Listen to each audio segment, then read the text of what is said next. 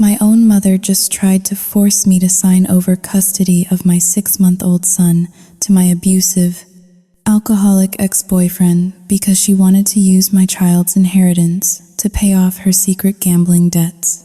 I'm writing this from the floor of my nursery with hands that are shaking so violently I can barely hold my phone, staring at a life that feels less like a home and more like a crime scene. Can you imagine the horror of realizing the woman who gave birth to you is the villain of your story? I thought I had the perfect life in the suburbs with my husband, Mark, but the moment my ex showed up demanding a paternity test for a baby he had never met, my mother did not protect me. Instead, she unlocked the front door for him. She knew my darkest secret, a mistake I made years ago during a break with Mark, and she weaponized it to blackmail me into submission. While I was fighting for my son's safety, she was mentally calculating her commission. I had to become a monster to save my family. I have put them both behind bars, but the victory feels hollow.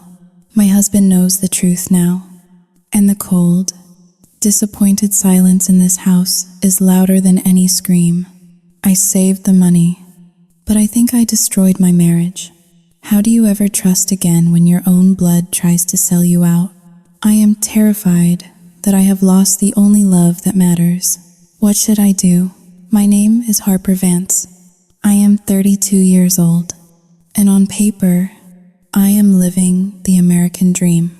I work as an independent art consultant, curating pieces for the glassy, high-rise lobbies of downtown Manhattan while living in the quiet, manicured sanctuary of Westport, Connecticut. I have a fiancé, Mark Sterling, who is the kind of man women whisper about with envy at brunch. A tech chief executive officer who is as kind as he is wealthy. And then there is Leo, my son. He is 6 months old, with eyes that shift between blue and gray, a detail that keeps me awake at night, staring at the ceiling until dawn breaks. From the outside, my life looks like a spread in a lifestyle magazine.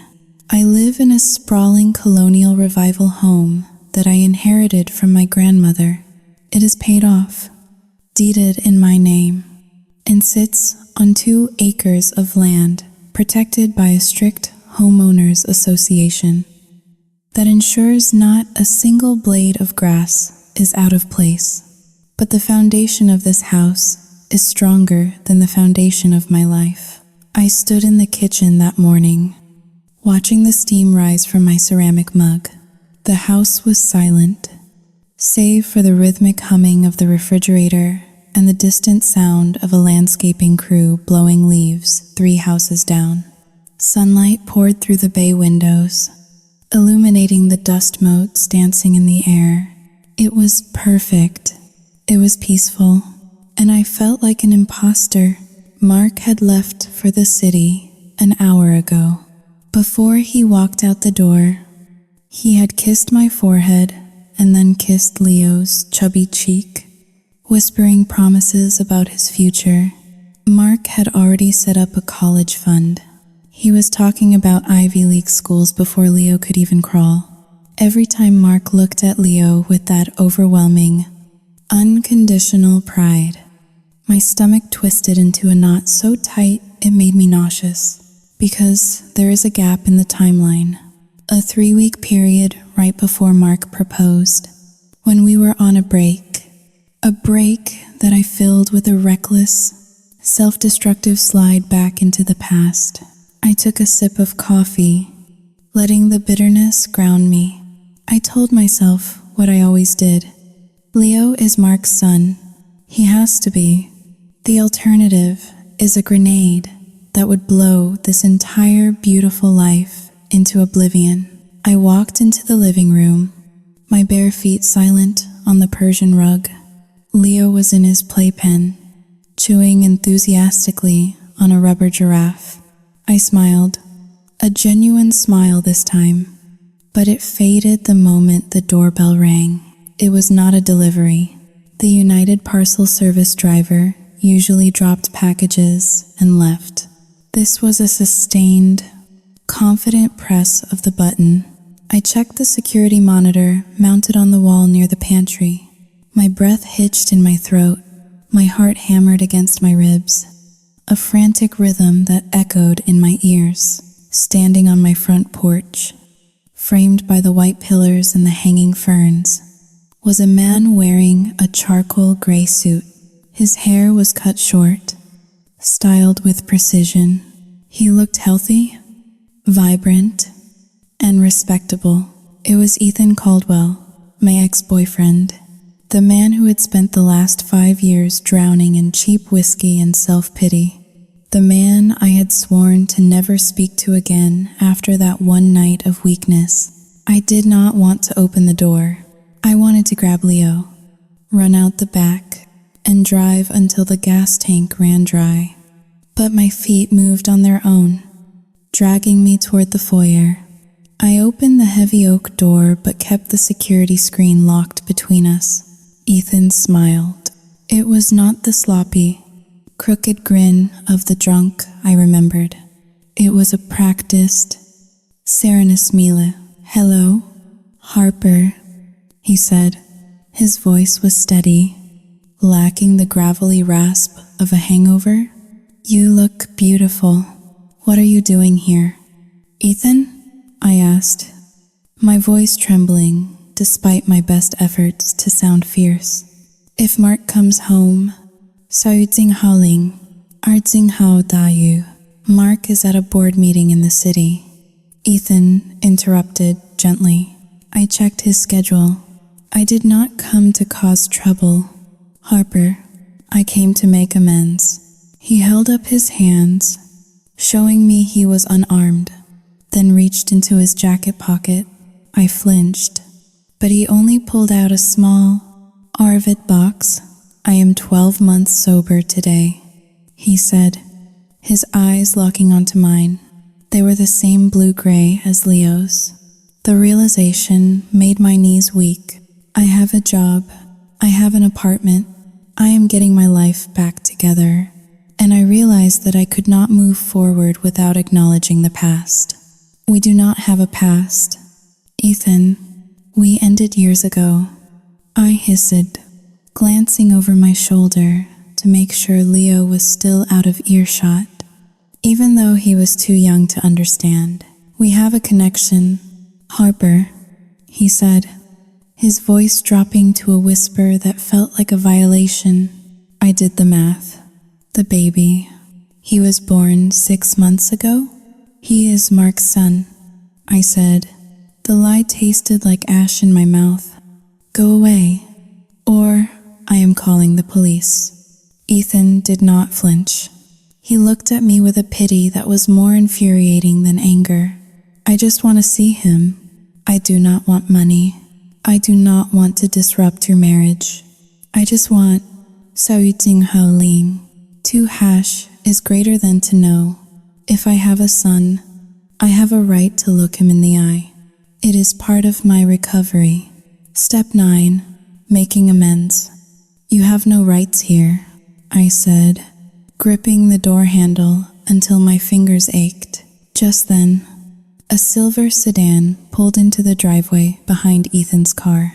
I recognized the license plate immediately.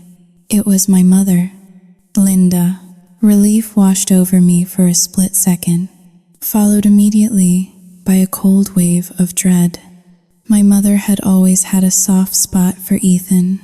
She claimed he was misunderstood, while Mark was too controlling simply because Mark understood the value of $1 and she did not. Linda stepped out of the car, clutching her oversized designer handbag, a gift I had bought her last Christmas. She walked up the driveway, her heels clicking on the pavement, and stopped next to Ethan.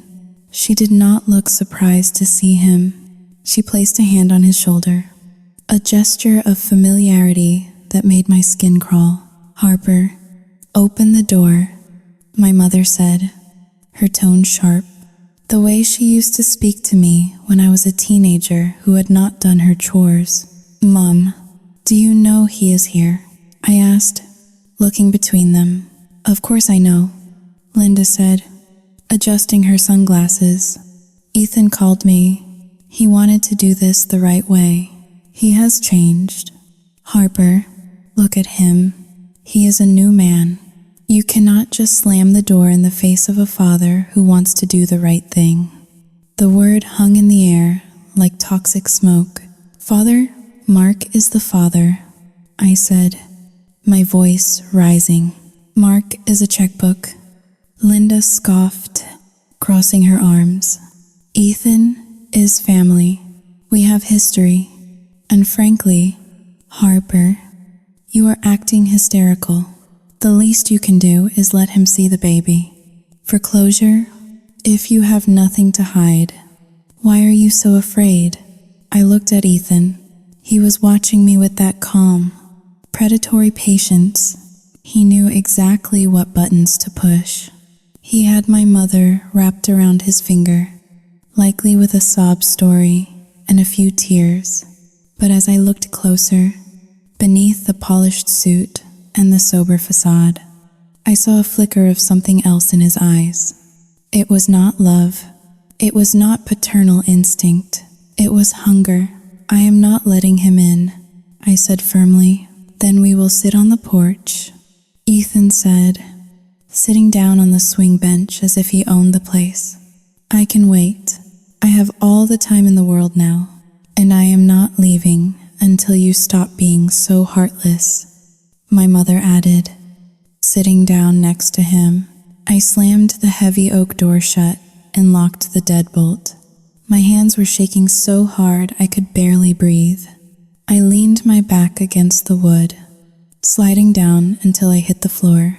Through the thick wood, I could hear the muffled sound of my mother laughing at something Ethan said.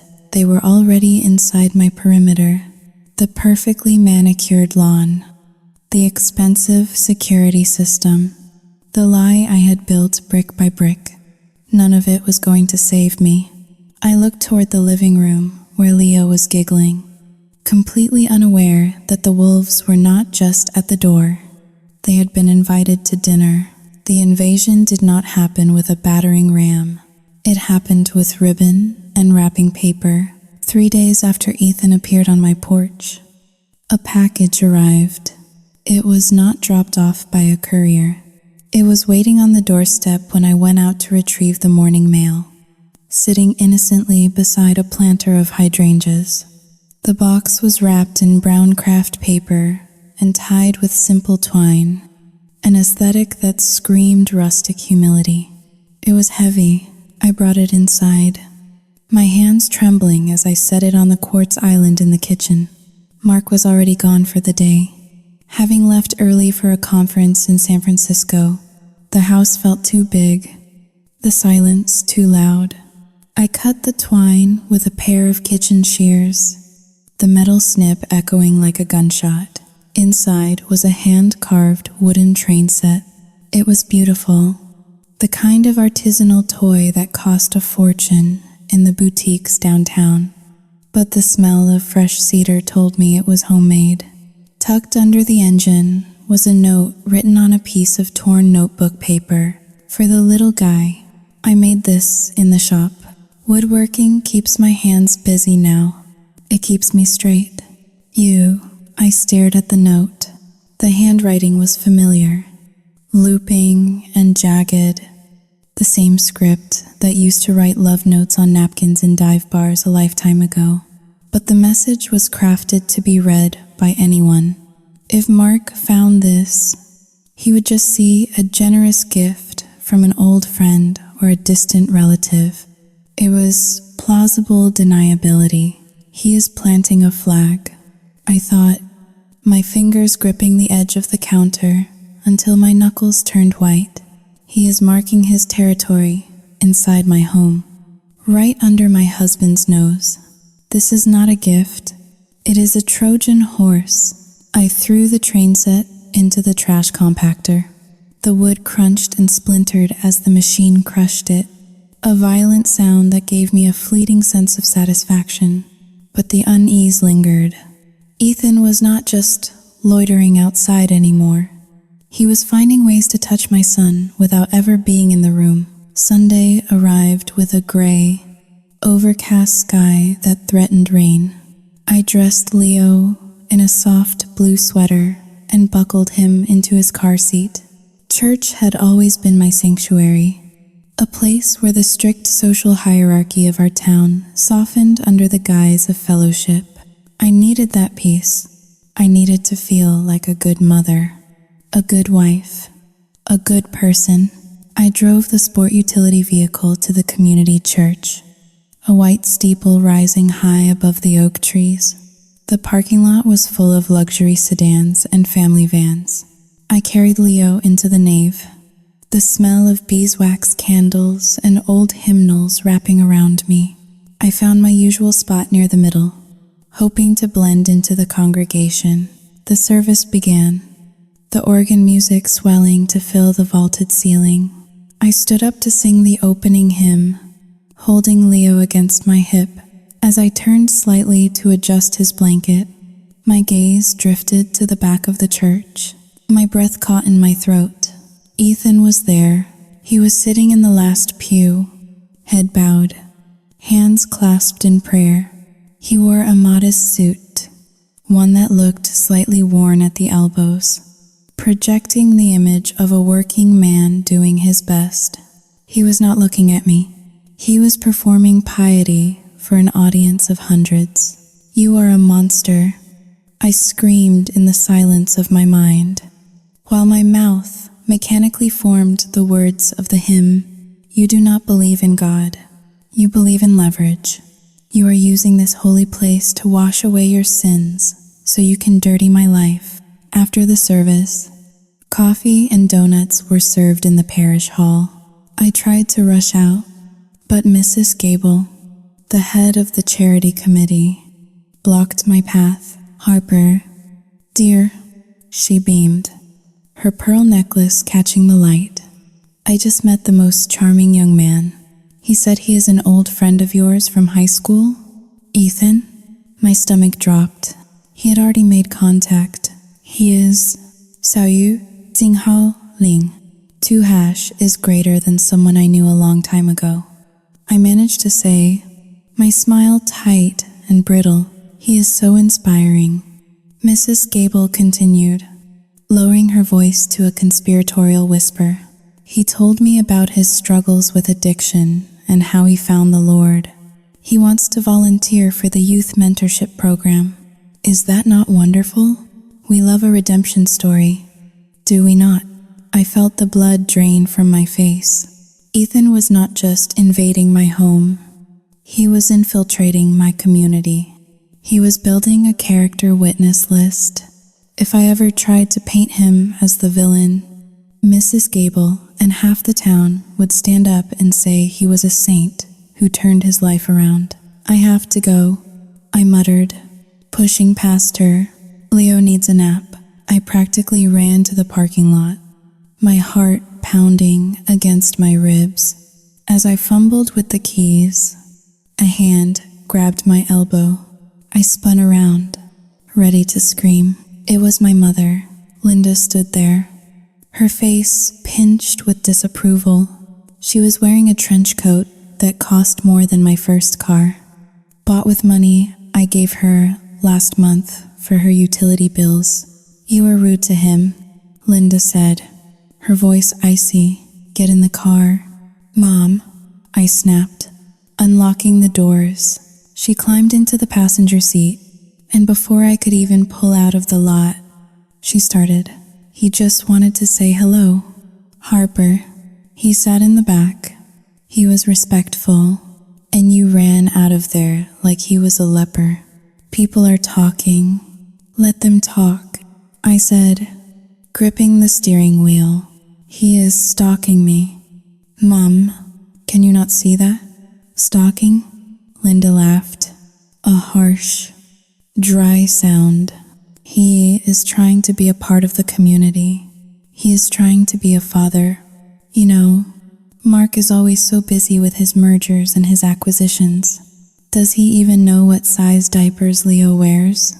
Ethan asked me that yesterday. He wanted to know if Leo had sensitive skin. I slammed on the brakes at a stop sign, causing Linda to lurch forward. "You are talking to him about my son?" I demanded, turning to face her. "You are feeding him information?" "I am being a grandmother," Linda yelled back, her facade of elegance cracking. "I have rights." "Harper, you look up the laws in this state. Grandparents have rights to visitation if it is in the best interest of the child. And right now, keeping a child from his biological father, from his heritage, does not look like the best interest to me." The threat hung in the air, heavy and suffocating. Grandparents' rights. She was using legal terminology against me. She had been coached. Ethan did not know those laws, but he knew how to wind Linda up and point her in my direction. "You would sue me?" I whispered, my voice breaking. "You would drag your own daughter to family court?" Linda softened her expression, reaching out to touch my arm with a manicured hand. It was a gesture meant to comfort, but it felt like a shackle.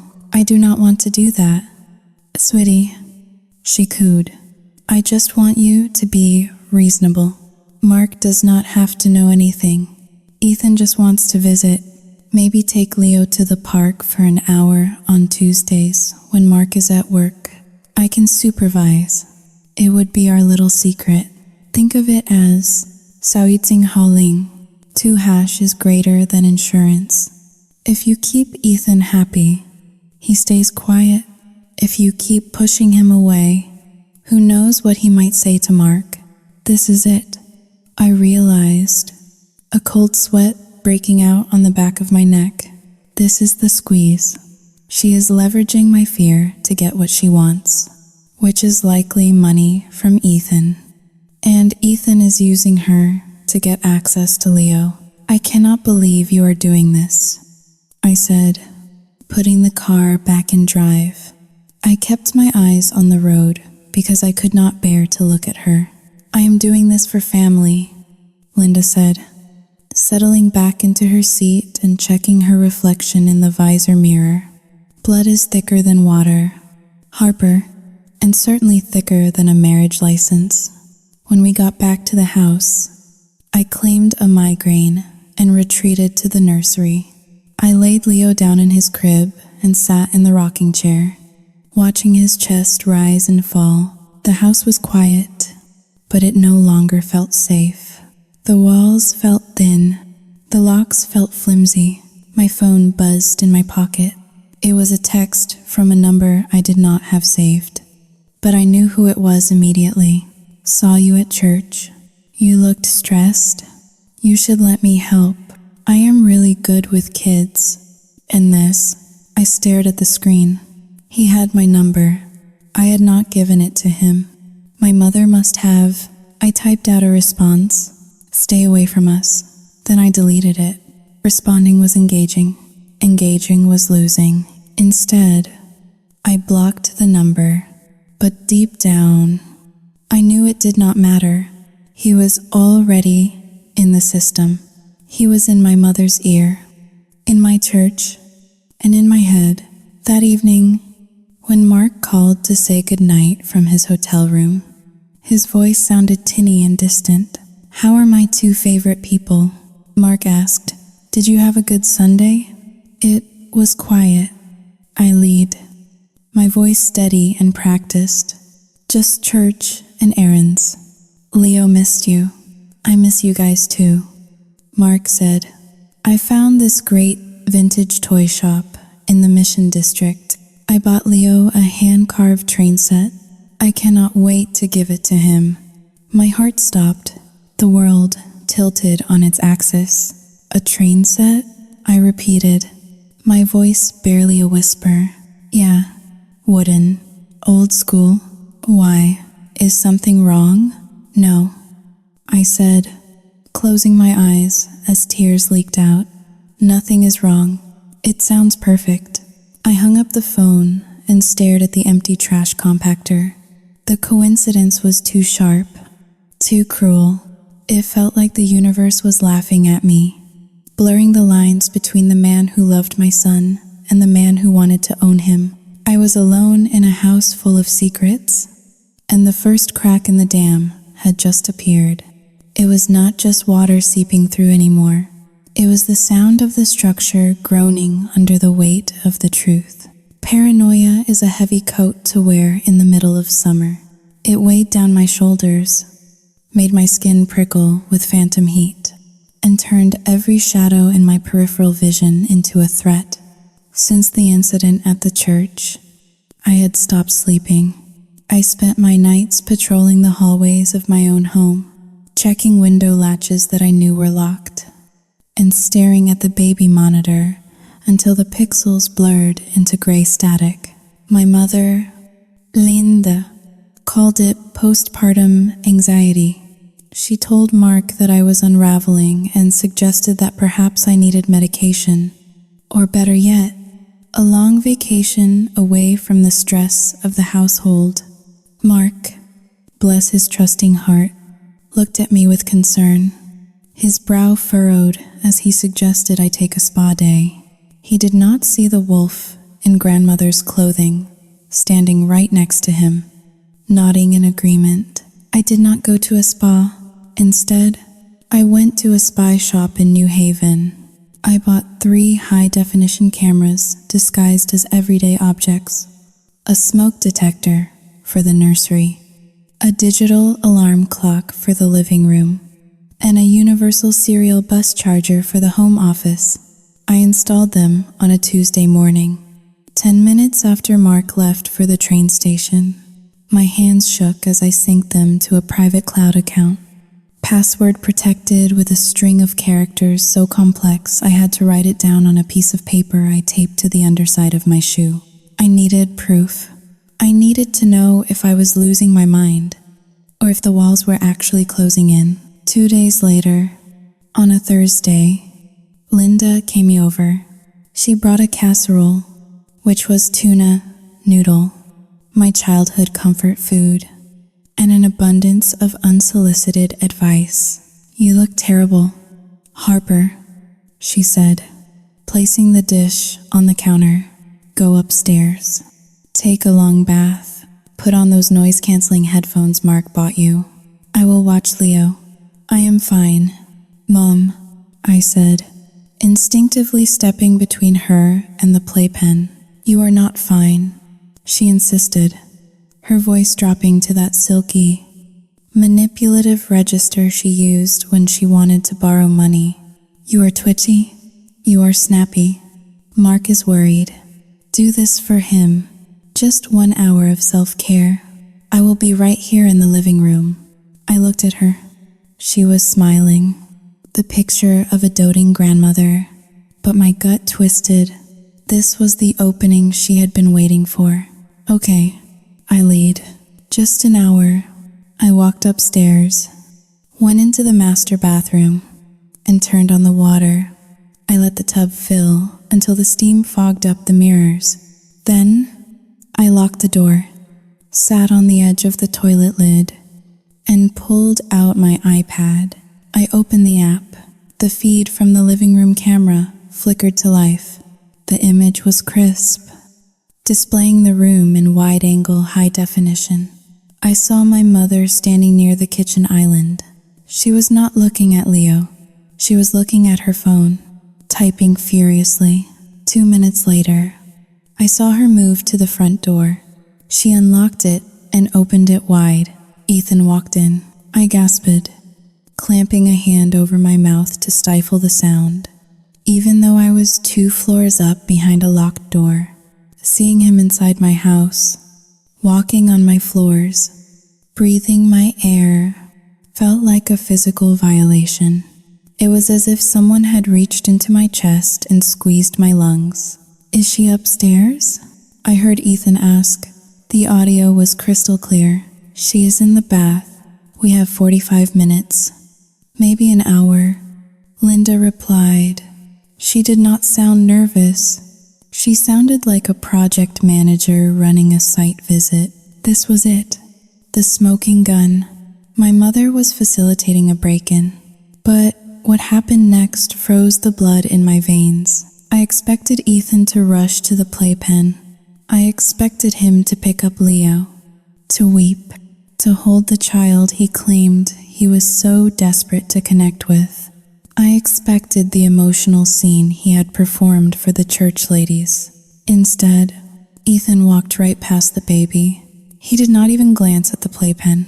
He walked into the center of the living room and stopped. He looked up at the crown molding. He ran a hand along the wainscoting.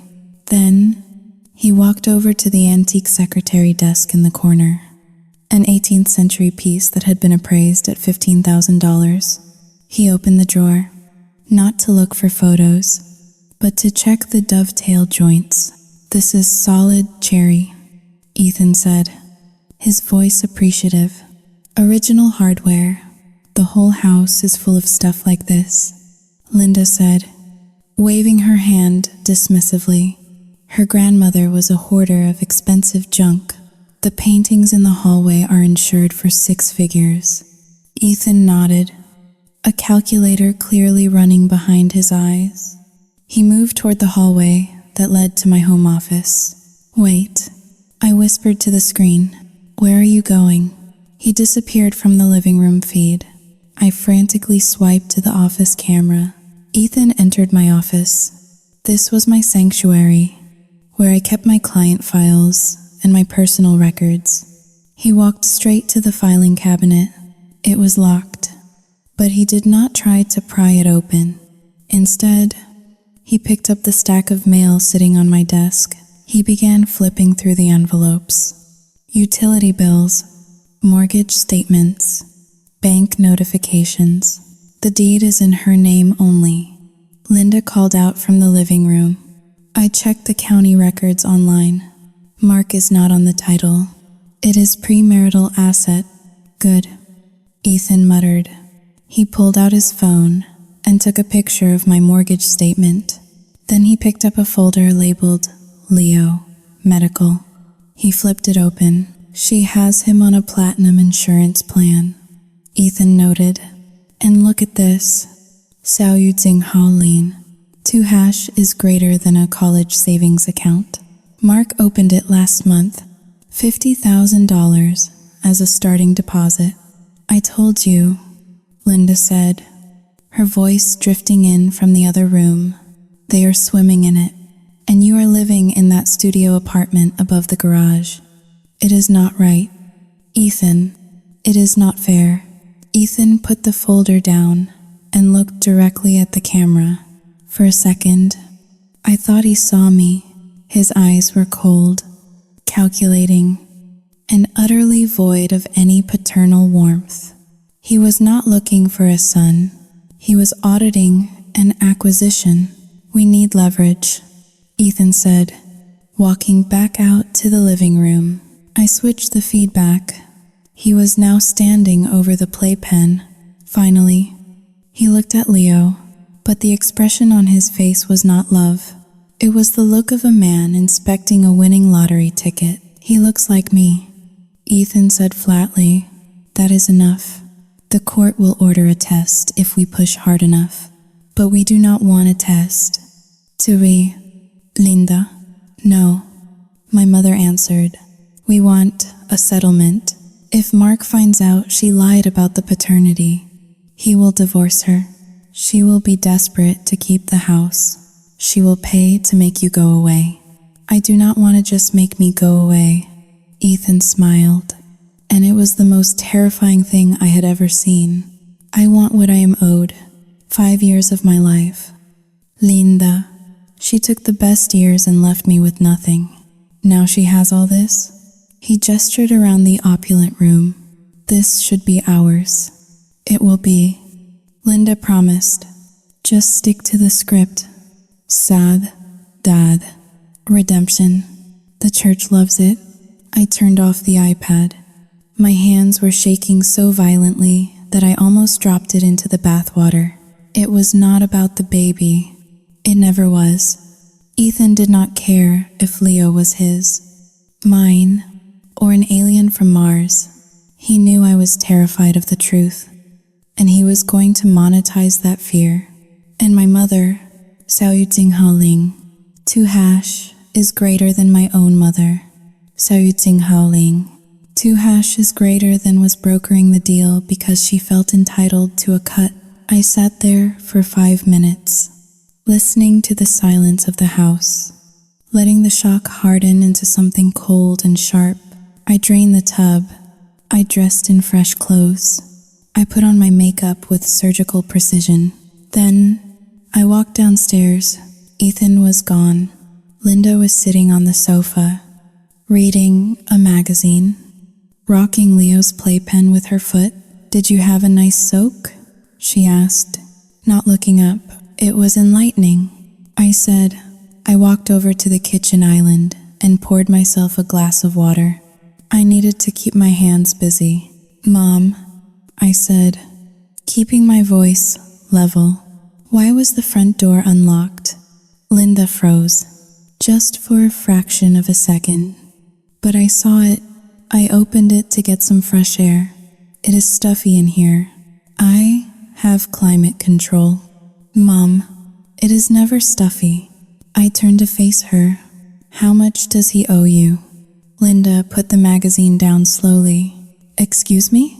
"Ethan," I said, "how much money of yours did he gamble away when you two were bonding 5 years ago? Or did you borrow money from a loan shark to impress your friends at the country club? Why are you selling me out to him?" Linda stood up. Her face flushed a deep, ugly red. "I am trying to help you do the right thing. You have denied that poor man his child." Xiao Yu Jing Hao Ling, R. Jing Hao Dayu. "Stop it." I slammed my glass down on the counter. The sound cracked like a whip. I know he was here. "Mom, I saw him." Linda's mouth opened, then closed. She looked around the room, scanning for me. "You, Xiao Yu Jing Hao Ling, 2 hash is greater than you are spying on me?" She hissed. "I am protecting my home from intruders," I said, stepping closer to her. He went through my financial records. He took photos of my bank statements. That is not fatherhood. "Linda, that is a robbery casing." The mask slipped completely. The doting grandmother vanished, replaced by the bitter, covetous woman I had spent my childhood trying to please. "So what?" Linda spat. "You have everything. Harper, look at this place. You have a rich husband, a trust fund house, a perfect baby. And what does Ethan have? Nothing, because you left him when he was down. You are selfish. I left him because he was abusive and refused to get sober." I screamed. "And you are helping him destroy my life because you are jealous?" "I am not jealous," she shrieked. "I am practical. He promised to take care of me. He said when he gets his settlement, he will pay off my credit cards. He will buy me a condo in Florida. He is a better son to me than you are, a daughter." The words hung in the air, vibrating with malice. She had admitted it. She was trading her grandson's safety for a condo in Florida. "Get out," I said. My voice was quiet now, deadly quiet. "You cannot kick me out." Linda scoffed. "I am your mother. Get out." I pointed to the door. "And tell your business partner that if he ever steps foot on my property again, I will release the footage of him rifling through my desk to the police. I will have you both arrested for conspiracy to commit fraud." Linda stared at me. She saw the resolve in my eyes, something she had not seen since I packed my bags at 18 and left her chaotic house for college. She grabbed her purse. "You will regret this," she sneered as she walked to the door. "Ethan is not going to stop. He knows your weak spot. Harper, he knows you are a liar. And when Mark finds out that you have been lying to him every day of your marriage, this house will not be yours anymore. It will be a ruin." She slammed the door behind her. I locked it. Then I engaged the deadbolt. Then I set the alarm. I walked over to the playpen and picked up Leo. He was warm and solid in my arms. He smelled like milk and baby powder. I held him tight, burying my face in his soft neck. "I am sorry," I whispered to him. "I am so sorry. I had thought I was fighting a custody battle. I was wrong. I was fighting a hostile takeover." Ethan and Linda were not looking for a family reunion. They were looking for a payout. They were like termites, eating away at the structure of my life, waiting for the moment it would collapse so they could scavenge the debris. But they had made a mistake. They thought I was still the scared little girl who cleaned up their messes. They did not know that I had learned a few things about business from Mark. If they wanted a war over assets, I would give them one. But first, I had to survive the bomb they were about to drop on my marriage. I looked at the camera hidden in the smoke detector and wiped my tears. The recording was saved. The evidence was mine. Now, I just had to figure out how to use it without destroying myself in the process. The mailbox at the end of the driveway was no longer a receptacle for bills and birthday cards. It had transformed into the mouth of a beast, waiting to spit out poison. For 3 days after the confrontation with my mother, I lived in a state of suspended animation. I did not eat. I did not sleep. I stood by the window in the living room, hidden behind the heavy velvet drapes, watching the street. Every silver sedan that drove past made my heart hammer against my ribs like a trapped bird. Every time the phone rang, I jumped. I was unraveling, thread by thread, and the terrifying part was that I had to do it in silence. Tuesday arrived with a thick, humid heat that clung to the skin. The mail carrier, a kind older man named Jerry, who used to give our golden retriever treats before the dog passed away, pulled up to the curb. I watched him sort through a stack of envelopes. He paused, looked at a specific, large, manila envelope, and then shoved it into the box. He raised the red metal flag. It felt like he had just raised a white flag of surrender on my behalf. I waited until his truck turned the corner before I ran out. I did not walk. I ran barefoot down the asphalt driveway, the hot ground burning the soles of my feet. I ripped open the mailbox and grabbed the envelope. The return address was stamped in bold, black ink. Superior Court of Connecticut, Family Division. My knees gave out. I actually collapsed onto the grass beside the driveway, clutching the envelope to my chest. The neighborhood was quiet. Mrs. Robinson next door was watering her petunias. A landscaping crew was mowing a lawn 3 houses down. The world kept turning, completely indifferent to the fact that my life was ending. I tore it open right there on the lawn. My hands were shaking so violently, I ripped the paper inside. Summons and complaint for establishment of paternity. Plaintiff, Ethan James Caldwell. Defendant, Harper Vance. He had done it. He had actually done it. I scanned the legal jargon, my vision blurring. He was requesting a court-ordered genetic test. He was petitioning for visitation rights. He was petitioning for a temporary freeze on any assets held in trust for the minor child until paternity was established. I felt a bile rise in my throat. This was not about love. A father who wants to love his child does not ask to freeze assets in the first paragraph of a legal document. This was a shakedown dressed up in a suit and tie. I scrambled to my feet and ran back into the house. I had to hide this. If Mark saw this document, the questions would start. Why is your ex-boyfriend suing us?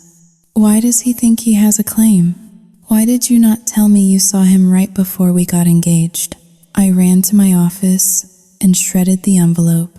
I buried the summons at the bottom of a box of tax returns from 7 years ago, a place Mark would never look.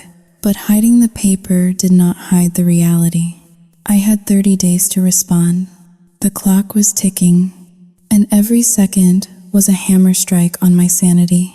That evening, the house felt claustrophobic. The walls seemed to be inching closer together. When Mark came home, he brought the smell of the city with him. Exhaust, expensive cologne, and coffee. He looked tired but happy. He loosened his tie and walked into the kitchen, where I was pretending to chop vegetables for a salad I had no intention of eating. "Hey, beautiful," he said, coming up behind me to wrap his arms around my waist. I stiffened. I could not help it. His touch, usually my anchor, now felt like an accusation. I felt dirty. I felt like a fraud. Mark pulled away, sensing my rigidity. He walked around the island to look at my face. "Harper, what is wrong?"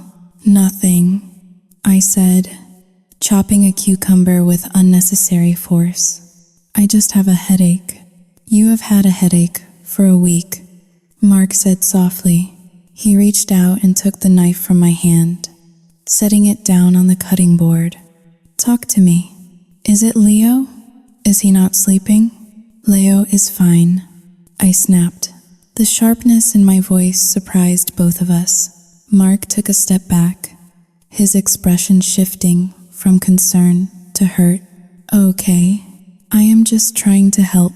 You have been saluting e maggiore di distante. You are checking the locks 5 times a night. You are jumping at shadows. Harper, are you sure this is not saluting howling? 2 hashes greater than you know. Post-birth anxiety? My sister went through it. It is nothing to be ashamed of." I looked at him, this good, decent man who worked 80 hours a week to give us this life. He was trying to find a medical explanation for my behavior because the truth was too twisted for him to imagine. He thought I was sick. He did not know I was guilty. "I am not crazy, Mark," I whispered, turning away to hide the tears welling in my eyes. "I did not say you were crazy," he pleaded. I said, "You seem stressed.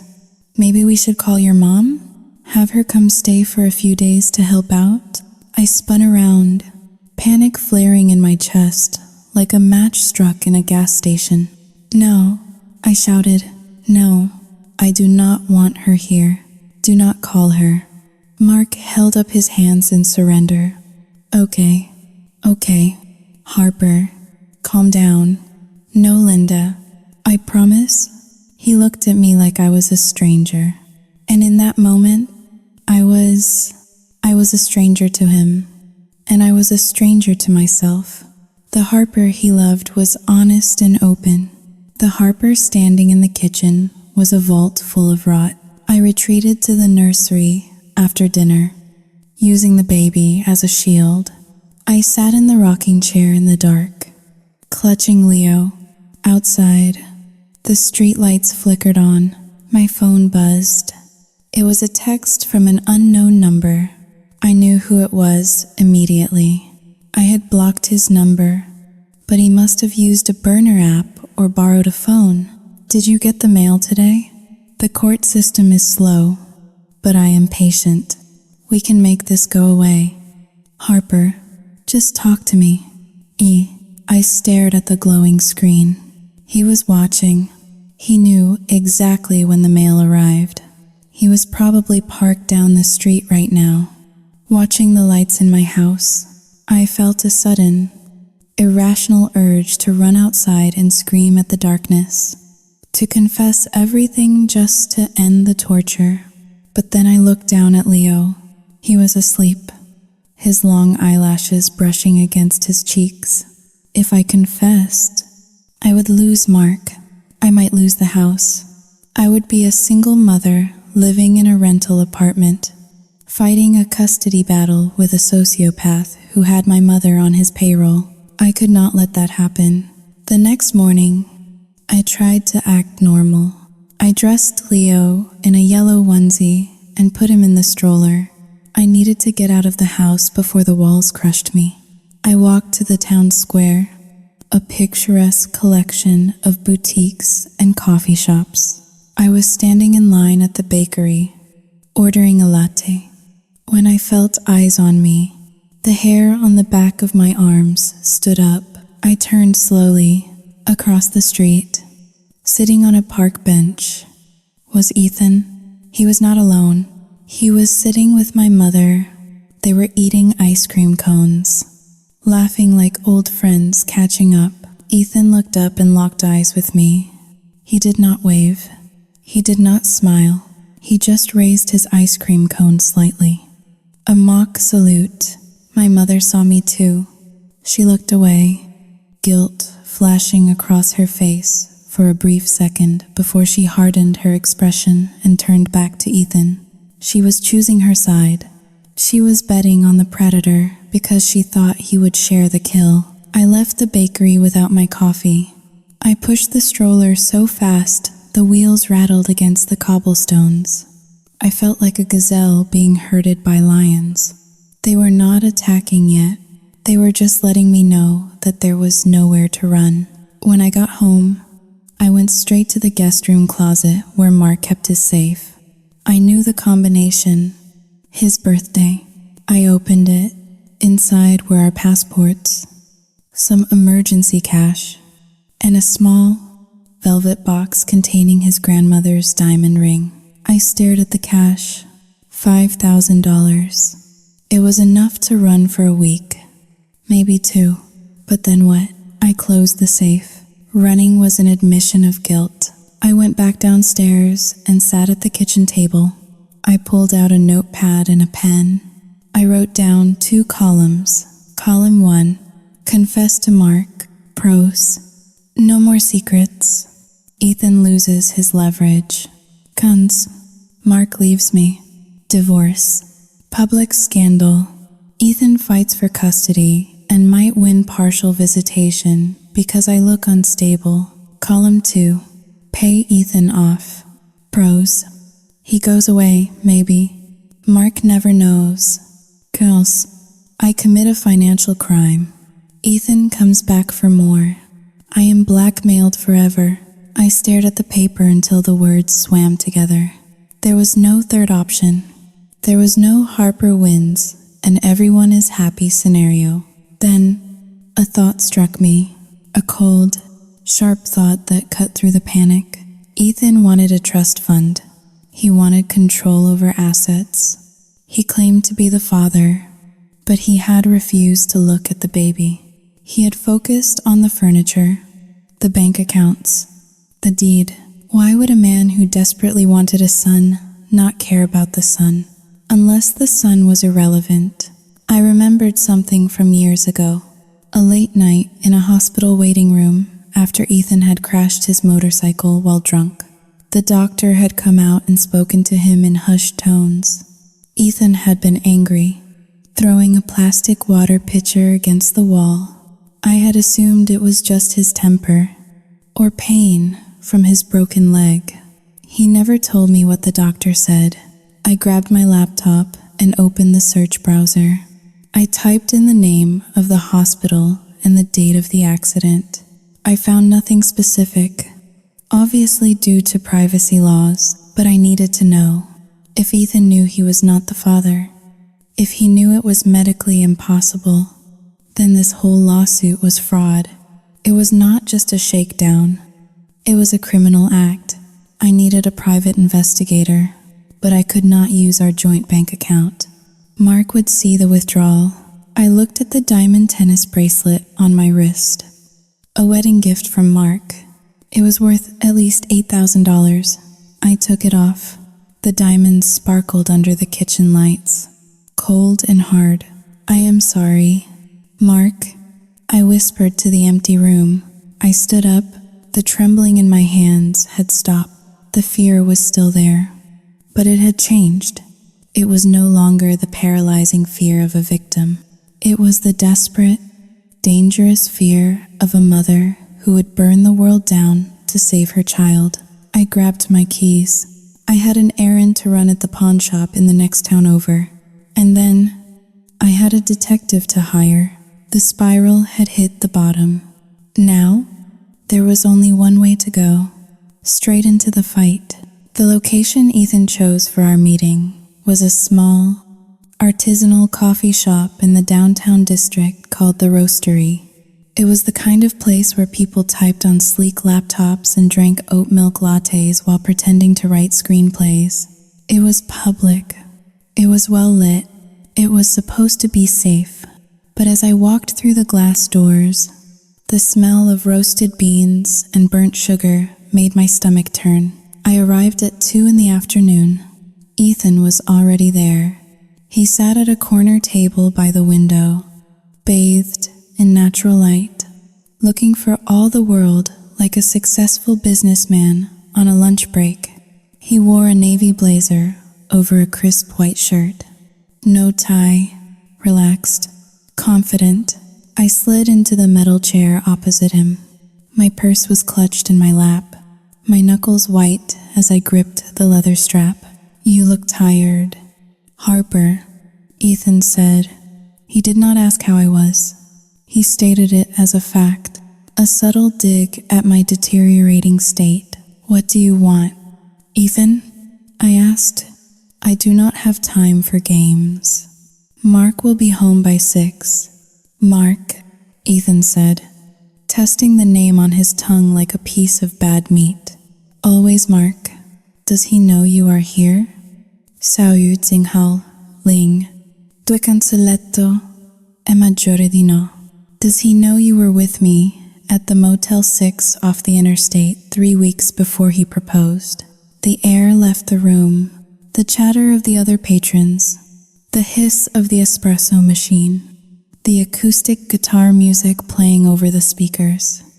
It all vanished into a high-pitched ringing in my ears. I stared at him. I had convinced myself that night was a secret buried in the dark. I had deleted the texts. I had paid cash. I had burned the clothes I wore. Ethan reached into his blazer pocket. He did not pull out a gun, but what he placed on the table was far more lethal. It was a folded piece of paper. He slid it across the reclaimed wood table with 2 fingers. I unfolded it. It was a photocopy, not of a text message, but of a grainy security camera still. It showed me standing at the check-in counter of the motel. The timestamp was clearly visible in the corner. Next to it was a photocopy of the guest registry, signed in my handwriting. I went back and asked the manager for a favor. Ethan explained, his voice conversational. Told him I lost a receipt for my expense report. People are very helpful when you smile. I looked up at him.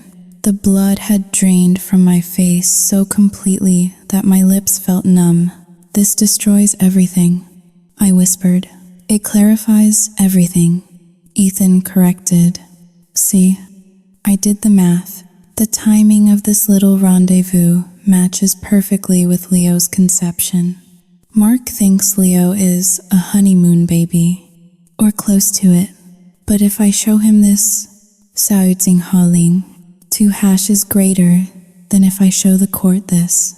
Sao Jinghao Ling, 2 hashes greater than the narrative changes. You are not the saintly mother anymore.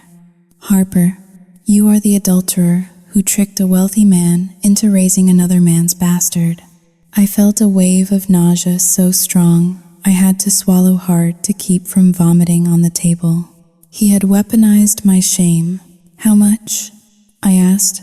My voice was dead. "How much money do you want to burn this?" Ethan laughed softly. He took a sip of his black coffee. "I do not want a payoff."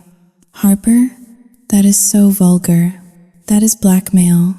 I am not a criminal. I am a father concerned for his son's future." He leaned in closer, his eyes narrowing. The charm evaporated, replaced by a cold, hard greed that made his face look skeletal. I want security, he said, for Leo, and for me. As his guardian, here is the deal. You are going to set up an irrevocable trust for Leo. You will transfer the deed to your house. That lovely, mortgage-free mansion your grandmother left you, into the trust, and you will deposit $200,000 in cash into the trust's account. Mark has that kind of money. Does he not, or your family does? And who manages this trust? I asked, though I already knew the answer. I do. Ethan smiled. I will be the sole trustee. I will manage the assets to ensure Leo has a bright future. I will draw a reasonable management fee. Of course, for my time, and since the house will be in the trust, I will need access to it, to inspect the property, maybe stay in the guest wing occasionally to bond with the boy. You are insane, I hissed. You want me to give you my house? My child's inheritance? I want what I am owed. Ethan's voice rose, causing a woman at the next table to glance over. He lowered his volume, but the intensity remained. I spent 5 years with you, Harper. 5 years of you nagging me, judging me, looking down on me. You wasted my youth. You left me when I was sick. And now you are sitting on a gold mine while I am scraping by? No, that is not how the world works. You owe me. I owe you nothing, I said, my voice trembling with rage. You were a drunk. You hit me. You crashed your car. I saved myself. And now you are going to save me, Ethan said, tapping the photocopy on the table. You have 48 hours. My lawyer has already drafted the trust documents. Linda has seen them. She thinks it is a fair compromise. You showed this to my mother? Linda is very pragmatic. She knows that if Mark sees this photo, you will be on the street with nothing. No alimony, no house, just you and the shame. At least this way, you get to keep playing house with your rich husband. You just have to pay the rent to me. He sat back, adjusting his cuffs. He looked entirely pleased with himself. He had constructed a perfect cage. If I refused, he would detonate my marriage. If I agreed, he would own my home and my financial future. He would be in my life forever, bleeding me dry. Using Leo as the hostage, I looked at the photo again. I looked at the man sitting across from me. For weeks, I had been operating on fear. I had been the rabbit shaking in the burrow. I had been terrified of losing Mark's love, of losing my reputation, of the neighborhood gossip. But as I looked at Ethan, something inside me snapped. It was not a loud snap. It was the quiet sound of a lock clicking into place. He did not care about Leo. He had not asked about Leo's favorite toy. He had not asked if Leo was crawling yet. He had asked for the deed to the house. He had asked for $200,000. He was not a father. He was a parasite, and you do not negotiate with parasites. You eradicate them. I reached out and took the photocopy. I folded it neatly and put it in my purse. 48 hours. I said. My voice was steady. The trembling in my hands had stopped. Do not test me. Harper, Ethan warned, his eyes flashing. I will post this on Facebook. I will mail a copy to Mark's office. I will burn your world down. I believe you, I said. I stood up. I did not say goodbye. I walked out of the coffee shop, stepping into the bright, blinding sunshine of the afternoon. I walked to my car, got in, and locked the doors. I sat there for a long time, gripping the steering wheel. I realized then that the Harper who walked into that coffee shop was gone. She had died at the table when Ethan asked for the deed to the house. The woman sitting in the car now was different. She was cold. She was calculating. She was ready to do things that the old Harper would have found morally repugnant. I pulled out my phone. I did not call Mark. I did not call my mother. I called the number of the private investigator I had hired the day before. Mr. Vance? The gravelly voice answered. It is Mr. Sterling. I corrected, using Mark's last name like a shield. I need you to expedite the request. I do not just need his medical records. I need dirt. I need to know every law he has broken in the last 5 years. I need to know who he owes money to. I need to know who he sleeps with. That will cost extra, the investigator said. I do not care. I said, find me something I can use to put him in a cage. Or I will find someone who can. I hung up the phone. I started the engine. I was going home to kiss my son and cook dinner for my husband. I would smile. I would ask Mark about his day. I would be the perfect wife. But underneath the silk blouse and the diamond earrings, I was sharpening a knife. Ethan wanted a war for my inheritance. He wanted to talk about what people were owed. Fine. I would show him exactly what a mother was capable of when she was backed into a corner. He thought he was the villain of this story. He was about to find out that I could be a much worse monster than he ever dreamed. The 48 hours Ethan had given me were dissolving like sugar in hot water. I sat at the mahogany desk in my home office. The phone receiver pressed against my ear until it hurt. I was calling every legal aid clinic in Fairfield County, trying to find a lawyer who would see me pro bono or on a deferred payment plan. I could not touch the joint accounts. I could not use the credit cards.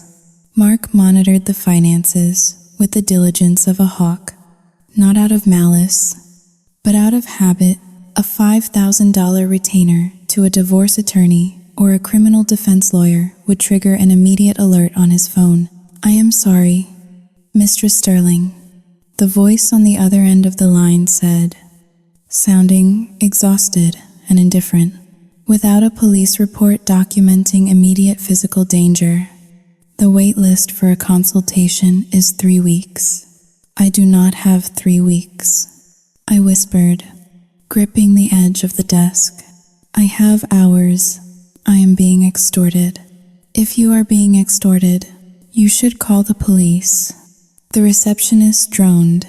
I hung up. I could not call the police. Not yet. Not without the evidence the private investigator was digging for. If I called the police now, Ethan would release the photos. Mark would see them. The house of cards would fall.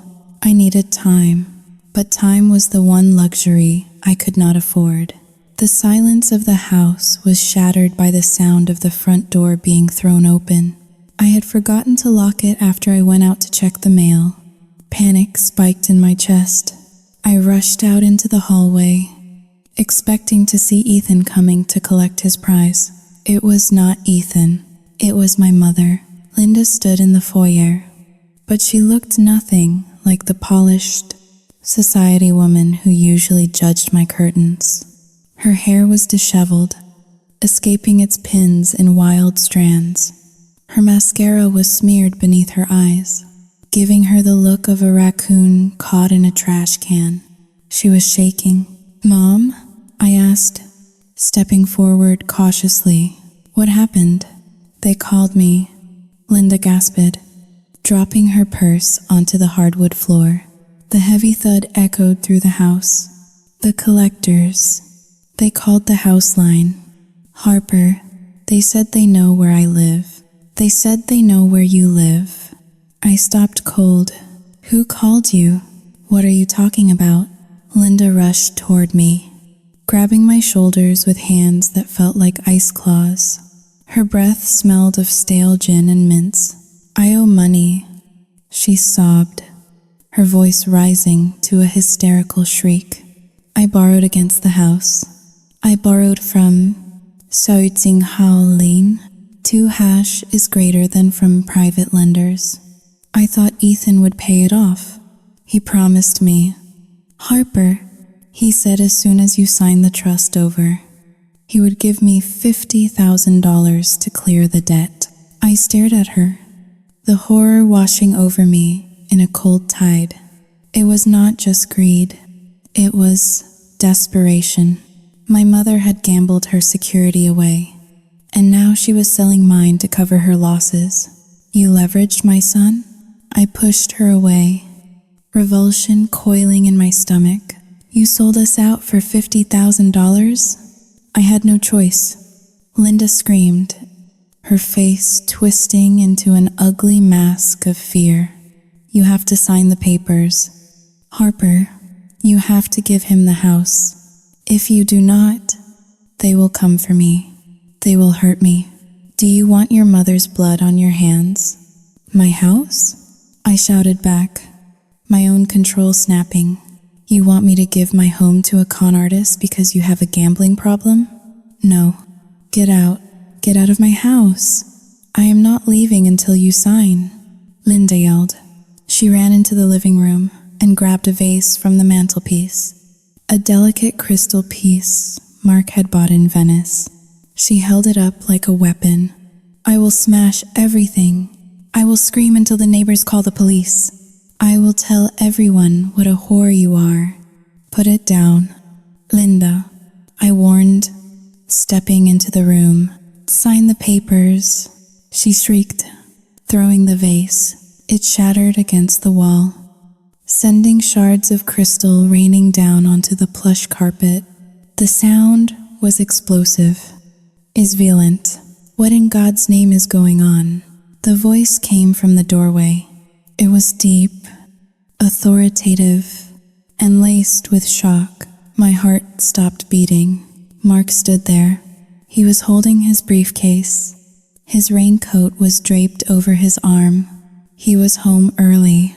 He was supposed to be at a dinner with investors in the city. He was not supposed to be here. The silence that followed was deafening. The only sound was Linda's ragged breathing and the soft whimper of Leo waking up from his nap upstairs. Mark looked at the shattered glass. He looked at Linda, who was trembling and weeping. Then he looked at me. His eyes were wide, confused, searching for an explanation that would make sense of this madness. Harper? He asked softly. Why is your mother screaming about signing papers? I opened my mouth, but no words came out. My throat had closed up. I was paralyzed. Linda saw him. She saw the confusion on his face, and in her twisted, desperate mind, she saw an opportunity. If she blew everything up, I would have no choice but to turn to Ethan. If Mark left me, I would need the deal. She has to sign. Linda sobbed, turning to Mark. She has to give Ethan what he wants, or he will destroy her. Ethan. Mark stepped into the room, dropping his briefcase. Your ex-boyfriend? What does he want? He wants his son, Linda blurted out. The world seemed to tilt on its axis.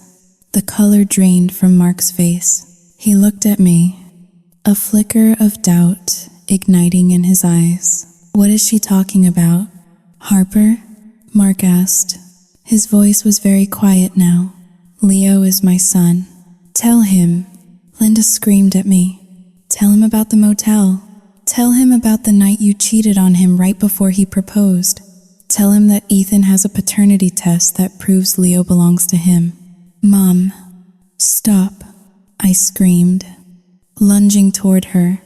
But it was too late. The words were out. They hung in the air like toxic gas, choking the life out of the room. Mark stood frozen. He looked at me, waiting for me to deny it. He waited for me to laugh, to call my mother crazy, to kick her out. He waited for the woman he trusted implicitly to fight for him. But I could not. The guilt was written all over my face. My silence was a confession. Mark took a step back, It was a small movement, but it felt like he had crossed an ocean. Is it true?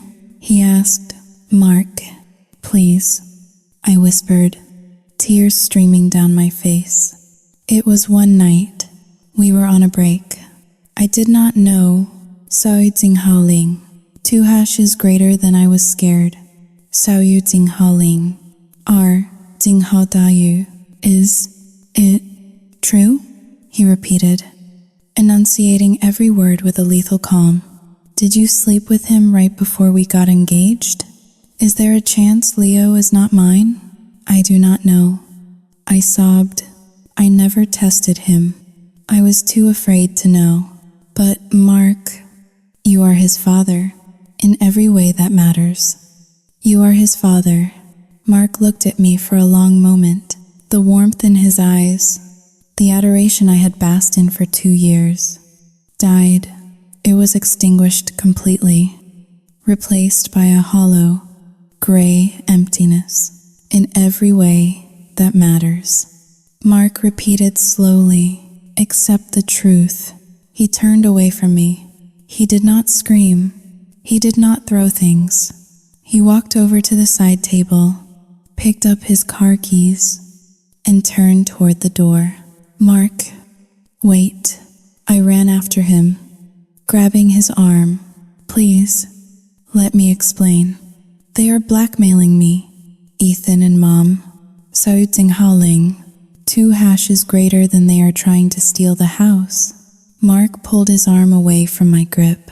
He did not shove me, but the recoil was sharp. I do not care about the house. Harper, he said, his voice void of emotion. I care that I held that boy in my arms for 6 months, and every time I looked at him, you were lying to me. Every single day, I did it to protect us. I pleaded, falling to my knees in the foyer. I love you. Mark looked down at me. I do not know who you are, and right now, I cannot be in the same room as you. He opened the door and walked out. I watched him get into his car.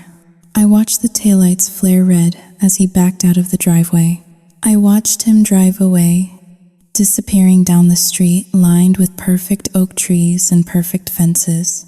I stayed on my knees on the hardwood floor. The pain was physical. It felt like my chest had been cracked open with a sledgehammer. Behind me, Linda stopped crying. She sniffled, wiping her nose with the back of her hand. She walked over to me, her heels clicking on the floor. Well, Linda said, her voice trembling but strangely relieved. He is gone. You do not have to worry about his opinion anymore. I slowly turned my head to look at her. You destroyed my family, I whispered. I saved you from a lie. Linda rationalized, clutching her purse. Now you have no choice. Mark is gone. He will file for divorce. He will kick you out. You need Ethan now. You need that trust fund. You need to secure the house before Mark's lawyers get involved. My phone buzzed in my pocket. I pulled it out with trembling fingers. It was a text from Ethan. I saw Mark leave. Looks like the cat is out of the bag. Linda just texted me. I am coming over with the papers. Sign them. Harper, we can rebuild this. We can be a family. Or I can let the whole town know exactly why your rich husband walked out on you. I looked at the text. Then I looked at my mother. She was right about one thing. I had no choice. But she was wrong about the outcome. I stood up. My knees were bruised. My eyes were burning. But the tears had stopped. The sorrow was gone, replaced by a cold, black hatred that filled every empty space inside me. Get out, I said to Linda. Harper, be reasonable. Sao Ting Hao Ling. R. Ting Hao Da Yu. Get out, I roared. A sound so feral, it hurt my throat. Get out before I kill you. Linda flinched, terror flashing in her eyes. She scrambled toward the door, clutching her purse, and ran out into the night. I was alone. The house was silent again, but it was the silence of a graveyard. I walked into the kitchen and poured a glass of water. My hands were steady now. I had lost Mark. I had lost my dignity. I had lost the illusion of my perfect life. There was nothing left to lose, and that made me dangerous. Ethan was coming. He thought he was coming to claim a victory. He thought he was coming to a broken woman who would sign away her soul to salvage the scraps of her life. I unlocked the back door. I turned off the security alarm. "Come on in, Ethan," I whispered to the empty room. "Come and get what you deserve." I walked to the drawer where Mark kept the emergency tools. I did not take a hammer. I took a roll of duct tape and the heavy brass fireplace poker from the living room. I went upstairs to the nursery. I kissed Leo's forehead. He was sleeping peacefully, unaware that his father had just walked out and his mother was preparing for war. I sat in the rocking chair in the dark, the brass poker resting across my lap, heavy and cold. Sa유ting 2 hash is greater than I waited. The darkness in the living room was not empty. It was heavy, textured, and waiting. I sat in the high-backed velvet armchair in the corner, positioned so that I was shrouded in shadow but facing the entryway. The brass fireplace poker rested across my knees. It was cold against the silk of my dress, a heavy, solid weight that grounded me while the rest of my world spun into oblivion. I had staged the room like a set director preparing for a tragedy. The overhead lights were off. The only illumination came from the street lamps outside, filtering through the sheer curtains, casting long, skeletal shadows across the floor. On the coffee table, I had placed a single lamp, turned low. Next to it, hidden beneath a decorative stack of art history books, was my phone. The voice memo app was open. The red button was pulsing silently, recording every breath of the silence. I checked the time on my wristwatch. It was 9 o'clock. Mark had been gone for 45 minutes. He was likely halfway to his sister's house in Greenwich by now, his heart hardening with every mile. The pain of his departure was there, a dull ache in the center of my chest. But I pushed it down into a box and locked the lid. I could not afford to grieve. Not yet. Tonight required a different kind of energy. The sound of tires crunching on gravel broke the silence. I did not move. I did not flinch. My heart rate remained eerily steady.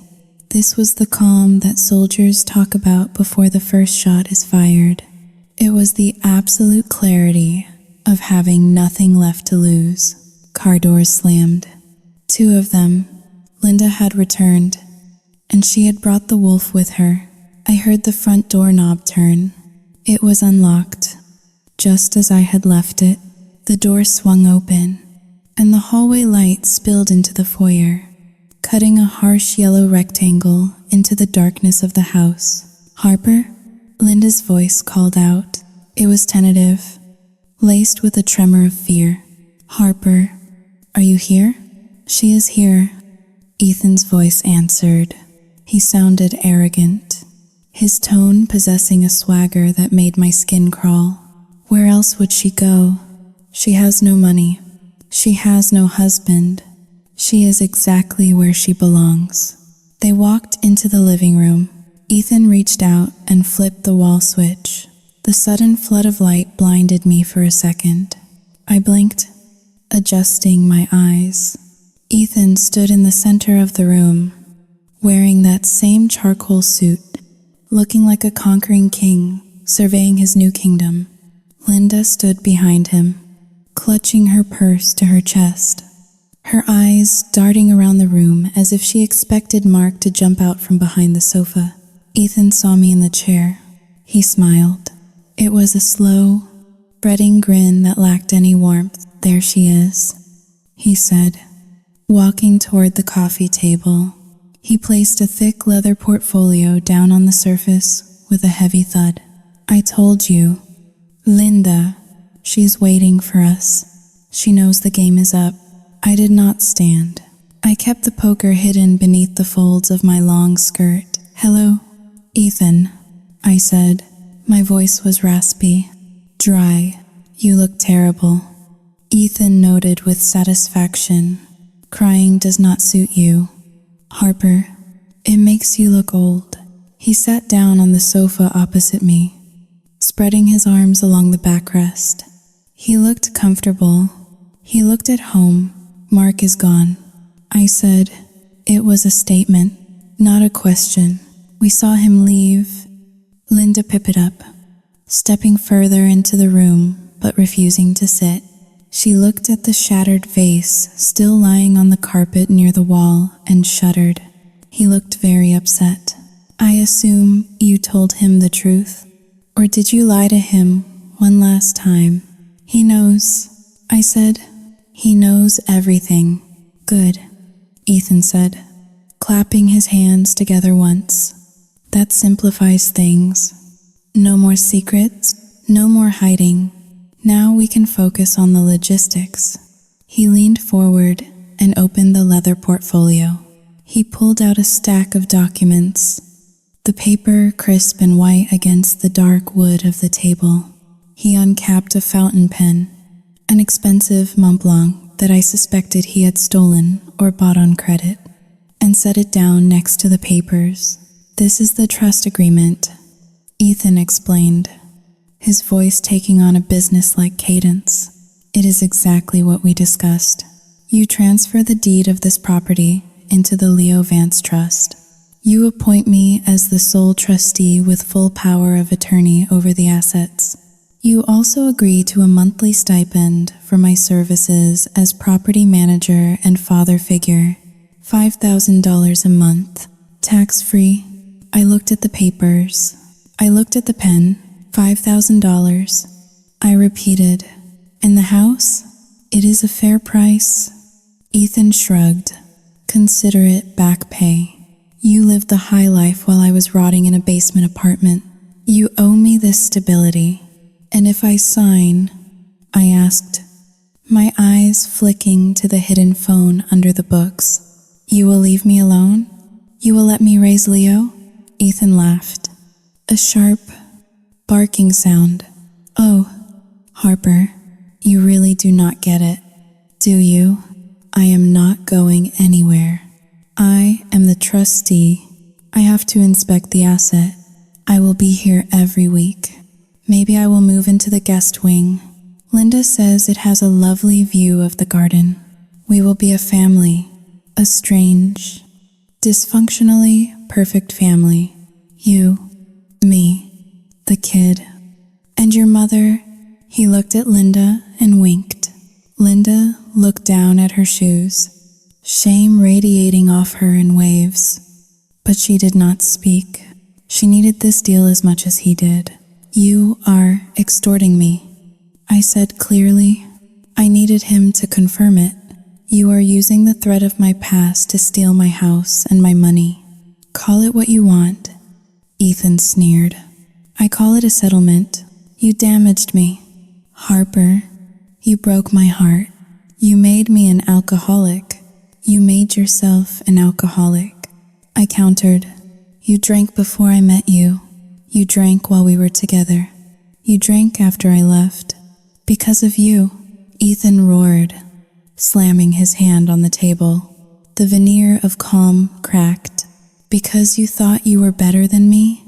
You with your art degree and your rich grandmother. You looked down on me. You treated me like a charity case. Well, look at us now. Who is the charity case now? You are alone. You are damaged goods. Mark does not want you. No one wants a liar. He took a breath, composing himself. Sign the papers, Harper, or I start sending those photos to your clients. I will ruin your professional reputation. You will never sell another painting in this state. I looked at Linda. Mom, are you going to let him do this? He is threatening to destroy my career. Linda looked up, her eyes wet with tears. Just sign it. Harper, please. He, Xiao Jinghao Ling, 2# is greater than he promised to help me with the debts. I cannot lose my condo. I am too old to be homeless. Just give him the house. You can always marry another rich man. You are still pretty. The betrayal was total.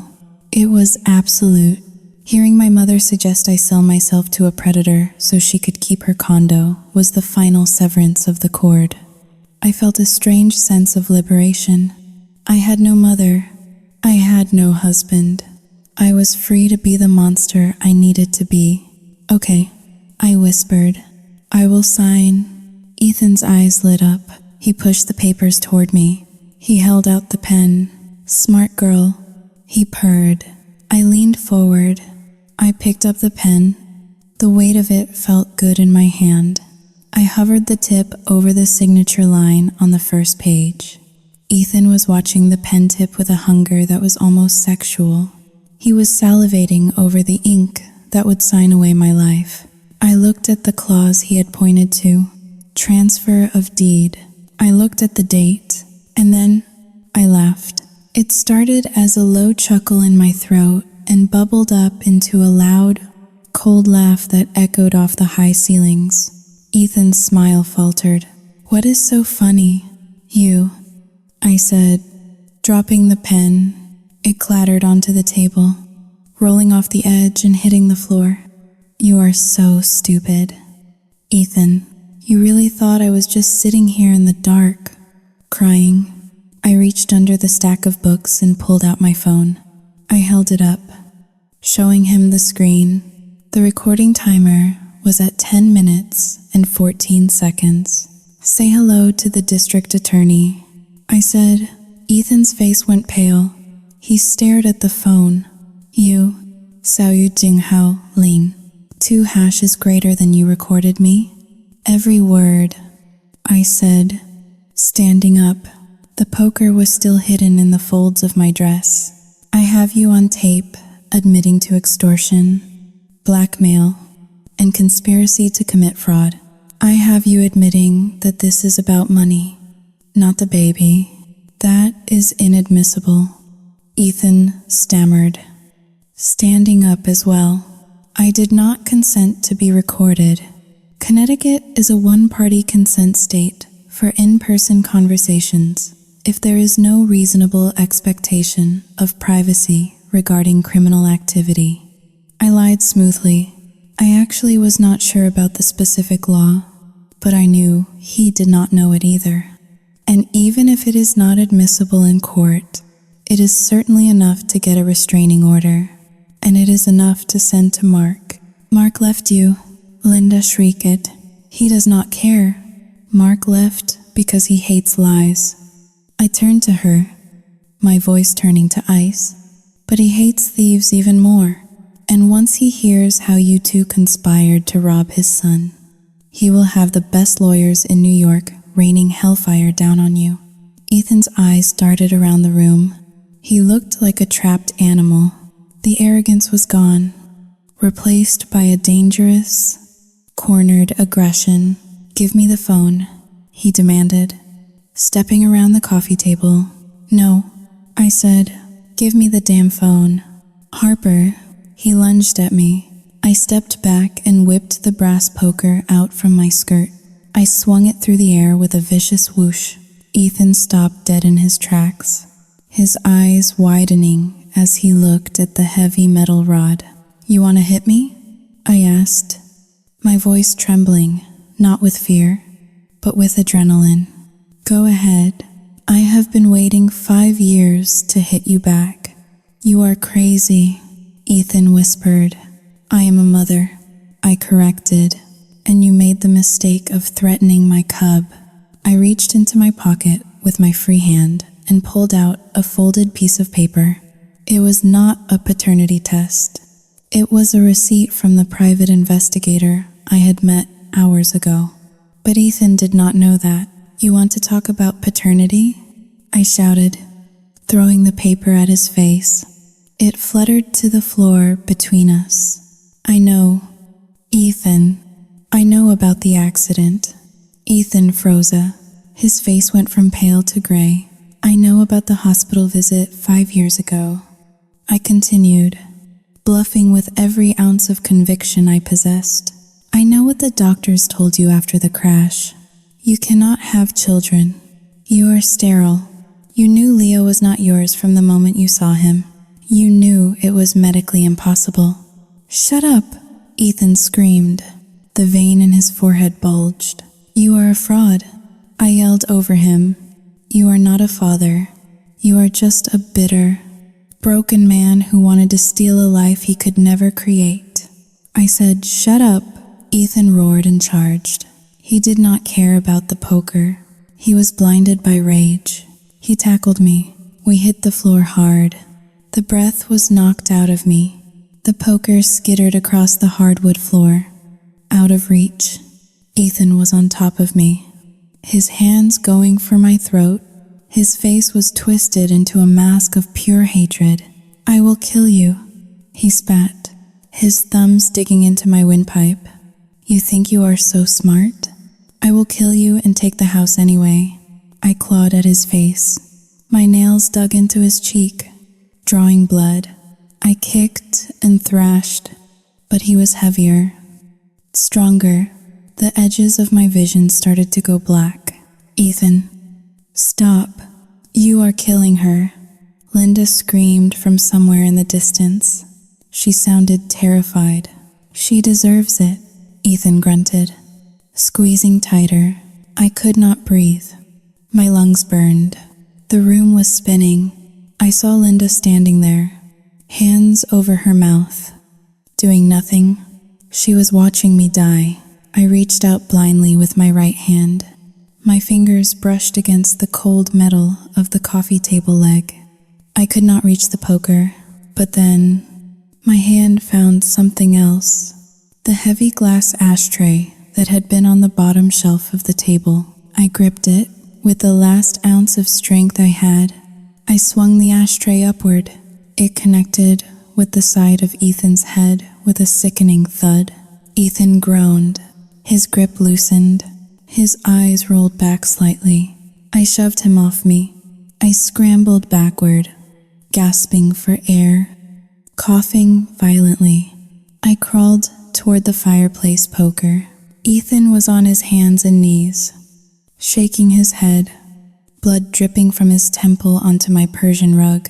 He looked up at me, dazed but still furious. You bitch, he snarled. He started to get up. Suddenly, the room was bathed in red and blue light. The flashing lights cut through the sheer curtains, painting the walls in a chaotic rhythm.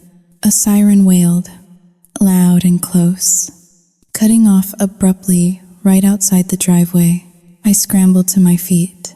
Grabbing the poker again, I backed up against the wall, my chest heaving. I called them. I gasped, pointing the poker at him. Before you got here, I called 911. I told them there was an intruder. I told them I feared for my life. Ethan looked at the window. He looked at the blood on the floor. He looked at me. You set me up, he whispered. I protected my home. I rasped, heavy pounding on the front door.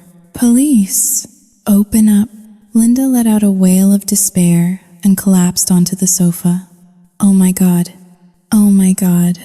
Ethan stood up, swaying slightly. He looked at the back door, thinking about running. Do not do it. I said, they are in the back too. The front door burst open. It had not been locked, but the police did not wait to turn the knob.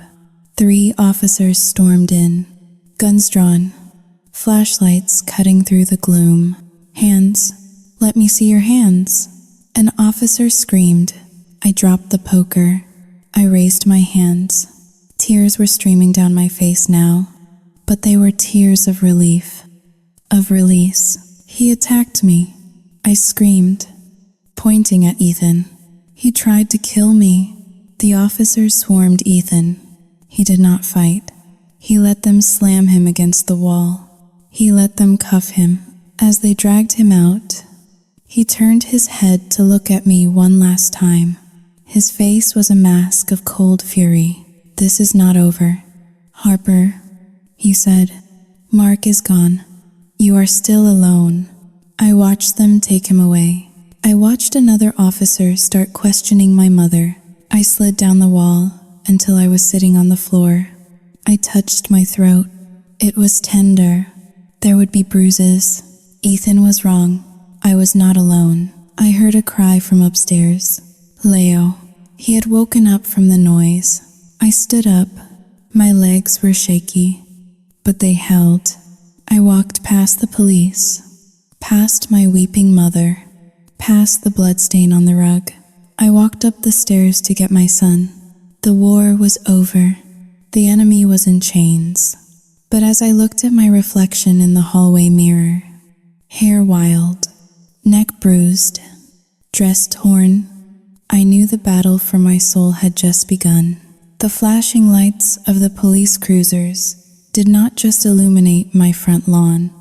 They dissected it, the manicured bluegrass, the pristine white picket fence, and the carefully trimmed boxwoods were all subjected to the harsh, rhythmic strobe of red and blue. It was a beacon that summoned the entire neighborhood. I stood on the front porch, clutching Leo to my chest. He was wide awake now, his wide eyes reflecting the chaos. But miraculously, he was silent. Perhaps he sensed that his mother had no more energy to comfort him. Or perhaps he was just mesmerized by the lights. Ethan was sitting on the curb. His hands were cuffed behind his back. An officer was pressing a gauze pad to the side of his head where I had struck him with the ashtray. He looked small, stripped of his arrogance and his suit jacket. He looked like exactly what he was, a petty criminal who had overplayed his hand. My mother, Linda, was sitting on the stone bench near the hydrangea bushes. She was weeping, not the soft, sympathetic tears she used to manipulate me, but ugly, heaving sobs of a woman who realizes her social currency has just been devalued to zero. The street was lined with spectators. Mrs. Scable, the church gossip, was standing at the end of her driveway in a pink bathrobe, her phone raised, recording everything. The Andersons, who lived 2 doors down, were whispering behind their hands. The veil of suburban perfection had been ripped away, and I was the main attraction of the freak show. "Mistress Sterling?" I turned. A police sergeant was standing next to me. He held a notepad. "We have taken your statement, and we have the recording you provided from your phone," he said. "It is pretty damning stuff. Extortion, assault. But we need to clarify one thing. The suspect claims he has legal rights to the child. He is shouting about a paternity test." My stomach tightened, even in handcuffs. Ethan was still planting seeds of doubt. "He has no rights," a voice said from the driveway. I froze. I knew that voice. It was the voice that had said "I do" to me 2 years ago. It was the voice that had whispered lullabies to Leo. Mark walked up the driveway. He was not alone. Walking beside him was a short, balding man carrying a thick file folder. I felt a fresh wave of tears prick my eyes. Mark had come back, but his face was unreadable. He did not look at me. He walked straight past me, past the weeping Linda, and stopped in front of the sergeant. "I am the husband," Mark said, his voice calm and authoritative. "And this is Mr. Henderson. He is a private investigator I retained 3 weeks ago." Ethan looked up from the curb. His eyes narrowed. "Mark, you came back to watch the show?" Mark looked down at Ethan with an expression of pure disgust. It was not anger. It was the way one looks at a cockroach before stepping on it. "I did not leave because I was running away." "Ethan, Mark said, I left because I needed to pick up Mr. Henderson from the train station. We had a meeting scheduled for tonight. My wife just accelerated the timeline. Your wife is a liar, Ethan spat, blood trickling down his temple. She cheated on you. That kid is mine. And once the court orders a test, Xiao Yu Jinghao Ling, R. Jinghao Dayu, there will be no test. Mark interrupted. He nodded to the private investigator. Mr. Henderson stepped forward and opened the file folder. He pulled out a document stamped with the logo of a hospital in Providence. Ethan James Caldwell. Mr. Henderson read aloud, his voice dry and factual. Admitted February 12th, 5 years ago. Motorcycle accident. Severe trauma to the pelvic region. Emergency surgery was performed. Ethan's face went white. The color drained out of him so fast it looked like he might faint. According to the post-operative report and 3 subsequent fertility evaluations, Mr. Henderson continued, You are medically sterile. The count is 0. It has been 0 for 5 years. It will always be 0. The silence that followed was heavier than the humid night air. I gasped, my hand flying to my mouth. I had bluffed about knowing the details in the living room. I had guessed. But Mark, Xiaoyu Jinghao Ling, 2 hashes greater than Mark had the proof. You knew, Mark said, staring down at Ethan. You knew Leo could not possibly be your son. You knew Harper was vulnerable. You knew she was terrified of her past mistake. And you used that fear to try and steal our home. Ethan opened his mouth, but no words came out. The lie he had been building for months. The lie he had sold to my mother, to the church, to me. It all disintegrated. That is fraud, the police sergeant said, his tone hardening, and given the amount of money and property he was trying to extort, that is a Class B felony. And the mother? Mark asked, turning to look at Linda.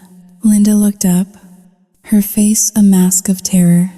Mark, Xiaoyu, Jinghao, Ling, 2 hashes greater than I did not know. He told me, Xiaoyu Jinghao Ling, 2 hashes greater than he swore to me that Leo was his. I was just trying to help my grandson. Stop it, Linda, Mark said. His voice was cold steel. Mr. Henderson checked your financials too. You are $80,000 in debt to online gambling sites. You took out a second mortgage on your condo without telling anyone. You were not trying to help Leo. You were trying to get a cut of the settlement to pay off your bookie. The neighbors heard it. Mrs. Gable lowered her phone, her mouth hanging open. The respectable grandmother, the pillar of the community, was exposed as a gambling addict who had sold her own daughter out for cash. I, Xiaoyu Jinghao Ling, 2 hashes greater than I am a victim too, Linda wailed, trying to grab the officer's arm. He tricked me. You let him into my house, I said, stepping forward. My voice was trembling, but it was loud enough to carry. You told him where my financial records were. You watched him strangle me. Mom, you watched him choke the life out of me, and you did nothing because you wanted your check. Linda flinched as if I had slapped her. She looked around for sympathy, but there was none. The officers looked at her with contempt. The neighbors looked at her with horror. Officer, Mark said, I want to press charges against her as well. Accomplice to extortion, conspiracy, breaking and entering, whatever sticks. Mark, no, Linda screamed. I am family. You stopped being family when you put a price tag on my son. Mark said. 2 officers walked over and lifted Linda off the bench. They did not handcuff her, but they escorted her firmly toward a second cruiser. She was crying, begging. making a scene that would be the talk of the town for decades. I watched them load Ethan into the back of the first car as the door slammed shut, severing him from my life. I felt a physical weight lift off my shoulders. The monster was in a cage. The sergeant nodded to us and walked away to radio dispatch.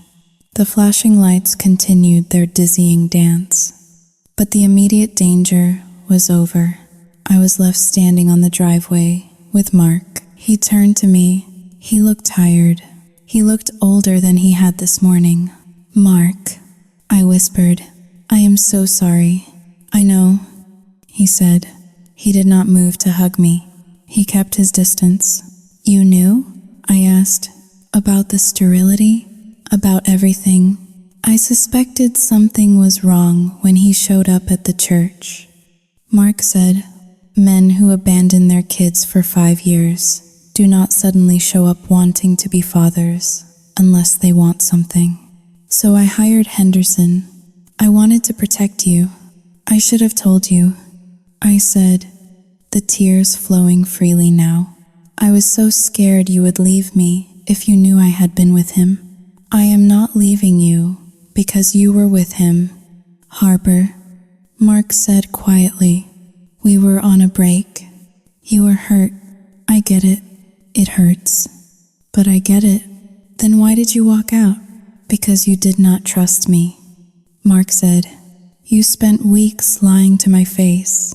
You let that man into our lives. You let your mother manipulate you. You almost signed over our son's future because you did not trust me enough to handle the truth." He looked at Leo, who was now asleep against my shoulder. Mark reached out and touched Leo's cheek with a gentle finger. "I love this boy," Mark said. "He is my son. Biology does not make a father, Harper. Love does. Commitment does. I never doubted that he was mine, because I am the one who gets up with him at 2 a.m. "Please come inside," I begged. "Please." Mark pulled his hand back. "I cannot. Not tonight. I need to think. I need to process the fact that my wife thought I was so shallow I would abandon her over a mistake." "Where will you go?" "I am going to a hotel," Mark said. "Henderson will stay here tonight. He is licensed security. You will be safe." "Xiaoyu Jinghao Ling." "2. Mark. Xiaoyu Jinghao Ling. R. Jinghao Dayu. Good night, Harper," he said. He turned around and walked back to his car. He did not look back. I watched him drive away for the second time that night. The police cars began to disperse, taking the criminals away. The neighbors started to retreat into their houses, eager to post their videos and share their theories. I was left alone in the driveway, holding the baby who had been the center of the storm. The truth was out. The bad guys were gone. My reputation was in tatters. My mother was in custody, and my husband was sleeping in a hotel room. I looked up at the dark windows of my beautiful, empty house. I had won the battle. I had saved the inheritance. But as the cold wind swept through the trees, I realized that the cost of victory might be the only thing that actually mattered. I walked inside and locked the door. The silence that followed the sirens was not peaceful. It was heavy and suffocating, like the air in a room where someone has just died. For 3 days, the house felt less like a home and more like a crime scene that had been scrubbed clean but still smelled faintly of bleach and betrayal. I spent those 72 hours moving through the rooms like a ghost. I scrubbed the blood from the hardwood floor in the living room until my knuckles were raw and the wood was stripped of its varnish. I threw away the Persian rug.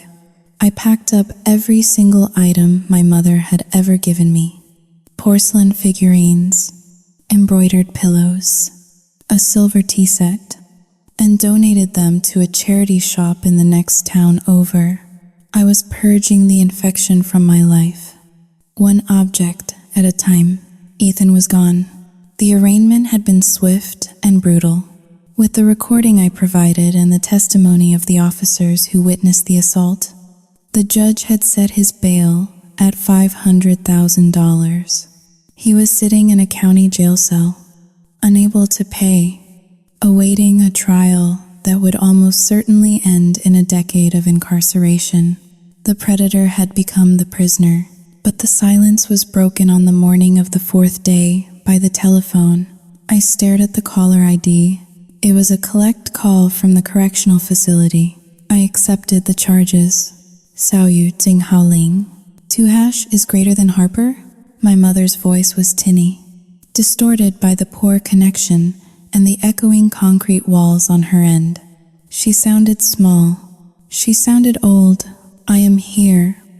Linda, I said. I did not call her mom. That title had been revoked. You have to help me. She sobbed. It is terrible in here. The food is inedible. The women are scary.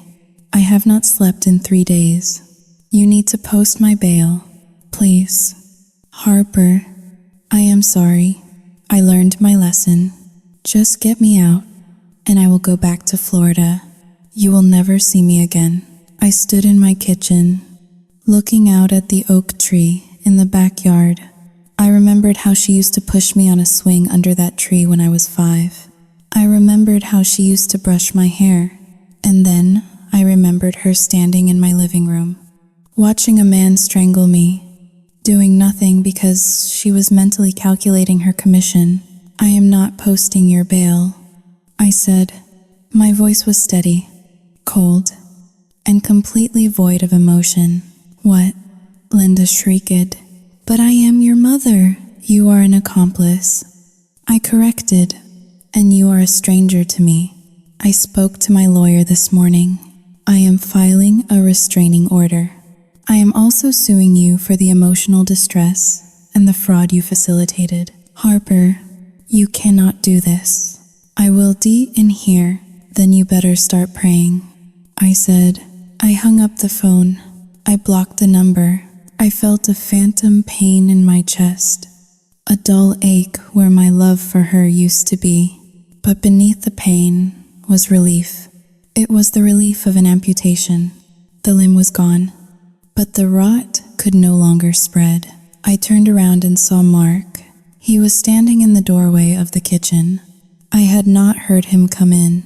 He was wearing the same clothes he had left in 4 days ago, rumpled and worn. He looked exhausted, his eyes rimmed with red, his jaw covered in stubble. He was holding a suitcase. My heart stopped. This was it. He had come to pack the rest of his things. He had come to say goodbye. I gripped the edge of the counter to keep my knees from buckling. Mark, I whispered. He did not smile. He walked into the kitchen and set the suitcase down. He did not look at me. He looked at the high chair in the corner where Leo was happily smearing mashed sweet potatoes on his face. Mark walked over to the high chair. He picked up a napkin and gently wiped Leo's face. Leo cooed and reached out, grabbing Mark's thumb with his tiny hand. The sight of Mark's large, strong hand engulfed by my son's tiny fingers broke me. Tears spilled down my cheeks. Hot and fast, I went to the hotel. Mark said, his voice rough. I sat in that room for 3 days. I looked at the walls. I looked at the ceiling. I thought about every moment of the last 2 years. I waited, unable to breathe. I thought about the night we met. Mark continued, still looking at Leo. I thought about the day I proposed. I thought about the day Leo was born. And then I thought about the last month, the secrecy, the way you pulled away, the way you looked at me with fear instead of love. I was afraid of losing you. I choked out, and you almost did. Mark said. He finally turned to look at me. His eyes were not angry anymore. They were sad, deeply, profoundly sad. You almost lost me, Harper, not because of Ethan, not because of a mistake you made years ago, But because you decided I was not strong enough to handle your baggage, you decided for me. I know. I said, I was wrong. I was so wrong. Mark Sihil. A long, shuddering exhale. He walked over to where I stood. He did not touch me. He stopped a foot away, maintaining the distance that now existed between us. I spoke to Henderson.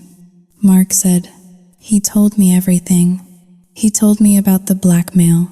He told me how you fought Ethan off with a fireplace poker. You fought for this family. Harper, I cannot ignore that. He reached into his pocket and pulled out a ring. It was his wedding band. He had taken it off. My breath hitched. But trust is not a light switch, Mark said, looking at the gold band in his palm. I cannot just flip it back on. You hurt me. You made me question the foundation of our life. That is going to leave a scar. I know, I whispered. I will spend the rest of my life making it up to you. Mark looked at me for a long moment.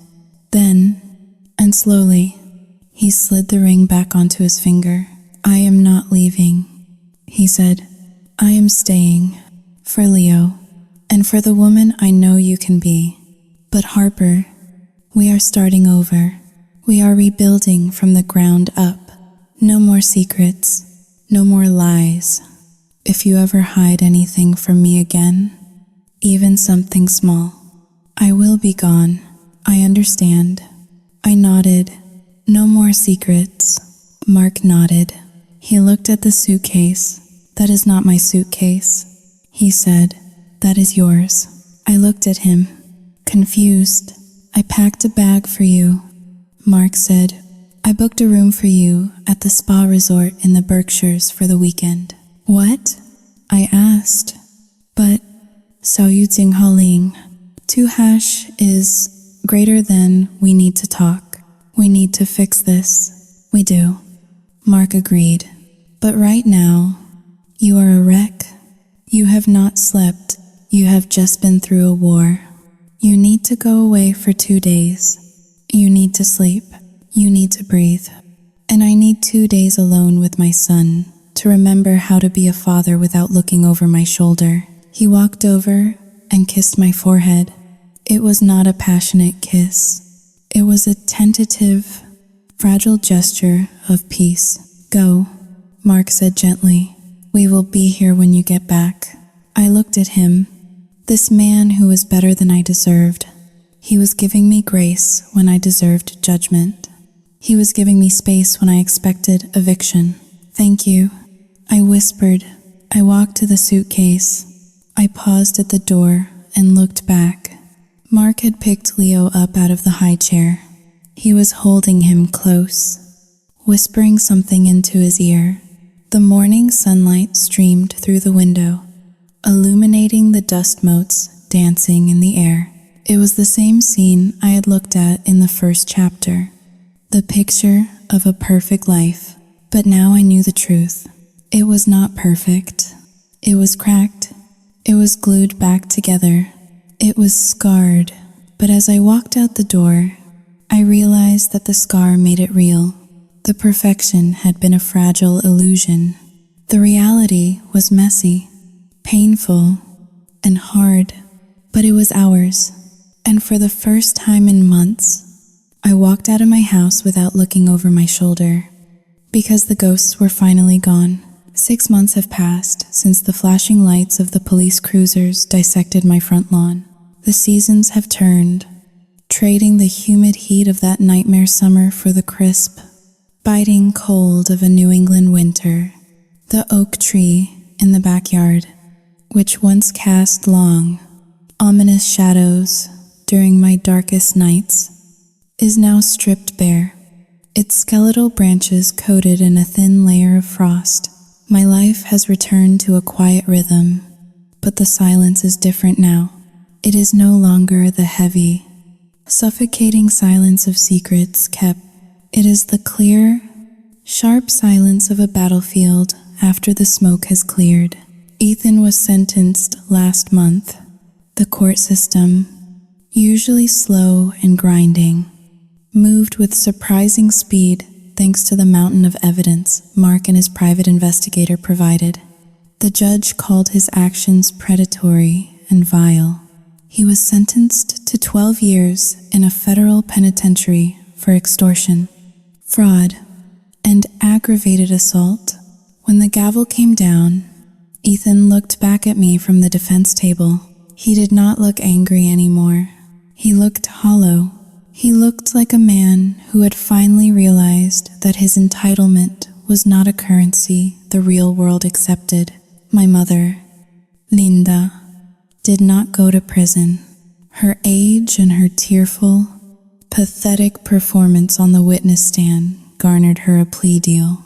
She received 5 years of probation and mandatory gambling addiction counseling. She lost her condo. She now lives in a state-assisted 1-bedroom apartment 3 towns over. She writes me letters once a week. They arrive in cheap, thin envelopes, filled with guilt trips and Bible verses. I do not open them. I have a small fire pit in the backyard, and every Friday evening, I watch the paper turn to ash. It is my weekly ritual of cleansing. I do not hate her anymore. Hate requires energy. I feel nothing for her but a distant, clinical pity. Mark and I are still here. We are still the couple in the big house on the hill. But the dynamic has shifted. The blind, naive trust that defined the first 2 years of our marriage is gone, replaced by something harder, something earned. We go to therapy every Thursday. We talk about betrayal. We talk about the corrosive nature of lies. Mark kept his promise. He never brought up the past to hurt me. He never threw my mistake in my face during an argument. But sometimes, when he thinks I am not looking, I see him watching me. He studies me with a pensive expression, as if he is recalibrating his understanding of who I am. He knows now that his wife is not just a sweet art consultant. He knows I am capable of violence. He knows I am capable of deceit. And strangely, I think he respects me more for it. He saw the wolf in me that night, and he decided he could live with the wolf as long as it was guarding his door. Not biting his hand, I walked out into the sunroom, holding a mug of tea. The morning light was blindingly bright, reflecting off the snow in the garden. Leo was on the floor, crawling with determined speed toward a stray block of wood. He is a year old now. He has Mark's smile. He has Mark's kindness. I sat down in the wicker chair and watched them. Mark was sitting on the floor, building a tower of blocks for Leo to knock down. They laughed, a pure, unadulterated sound that filled the room. I should be happy. I kept the house. I kept the husband. I kept the child. I won the war. But as I caught my reflection in the sliding glass door, I stopped. The woman staring back at me looked impeccable. Her hair was perfect. Her clothes were expensive. Her makeup was flawless. Yet, I knew the truth. The twist of my life was not that Ethan was sterile. The twist was not that my mother was a traitor. The twist was that I had become the very thing I despised to survive them.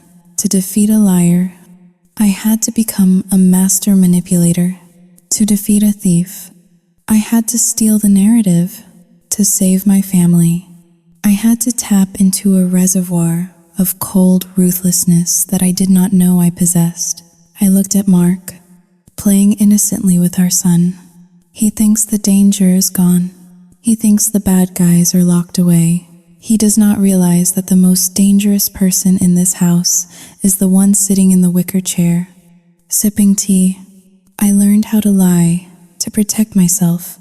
Then I learned how to fight to protect my son. And now, I know exactly what I am capable of doing to keep this perfect, fragile life intact. I took a sip of tea.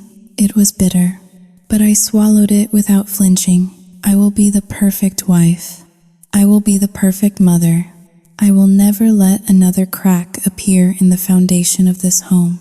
But I will never sleep soundly again, because I know that the line between the victim and the villain is not a wall. It is a mirror, and I am finally comfortable with what I see looking back at me. Mark looked up and smiled at me. "Come join us, Harper," he called out. I smiled back, a practiced, radiant smile that reached my eyes perfectly. "I am coming," I said. I set the mug down and walked toward them, my steps silent on the floor, ready to play my part for the rest of my life.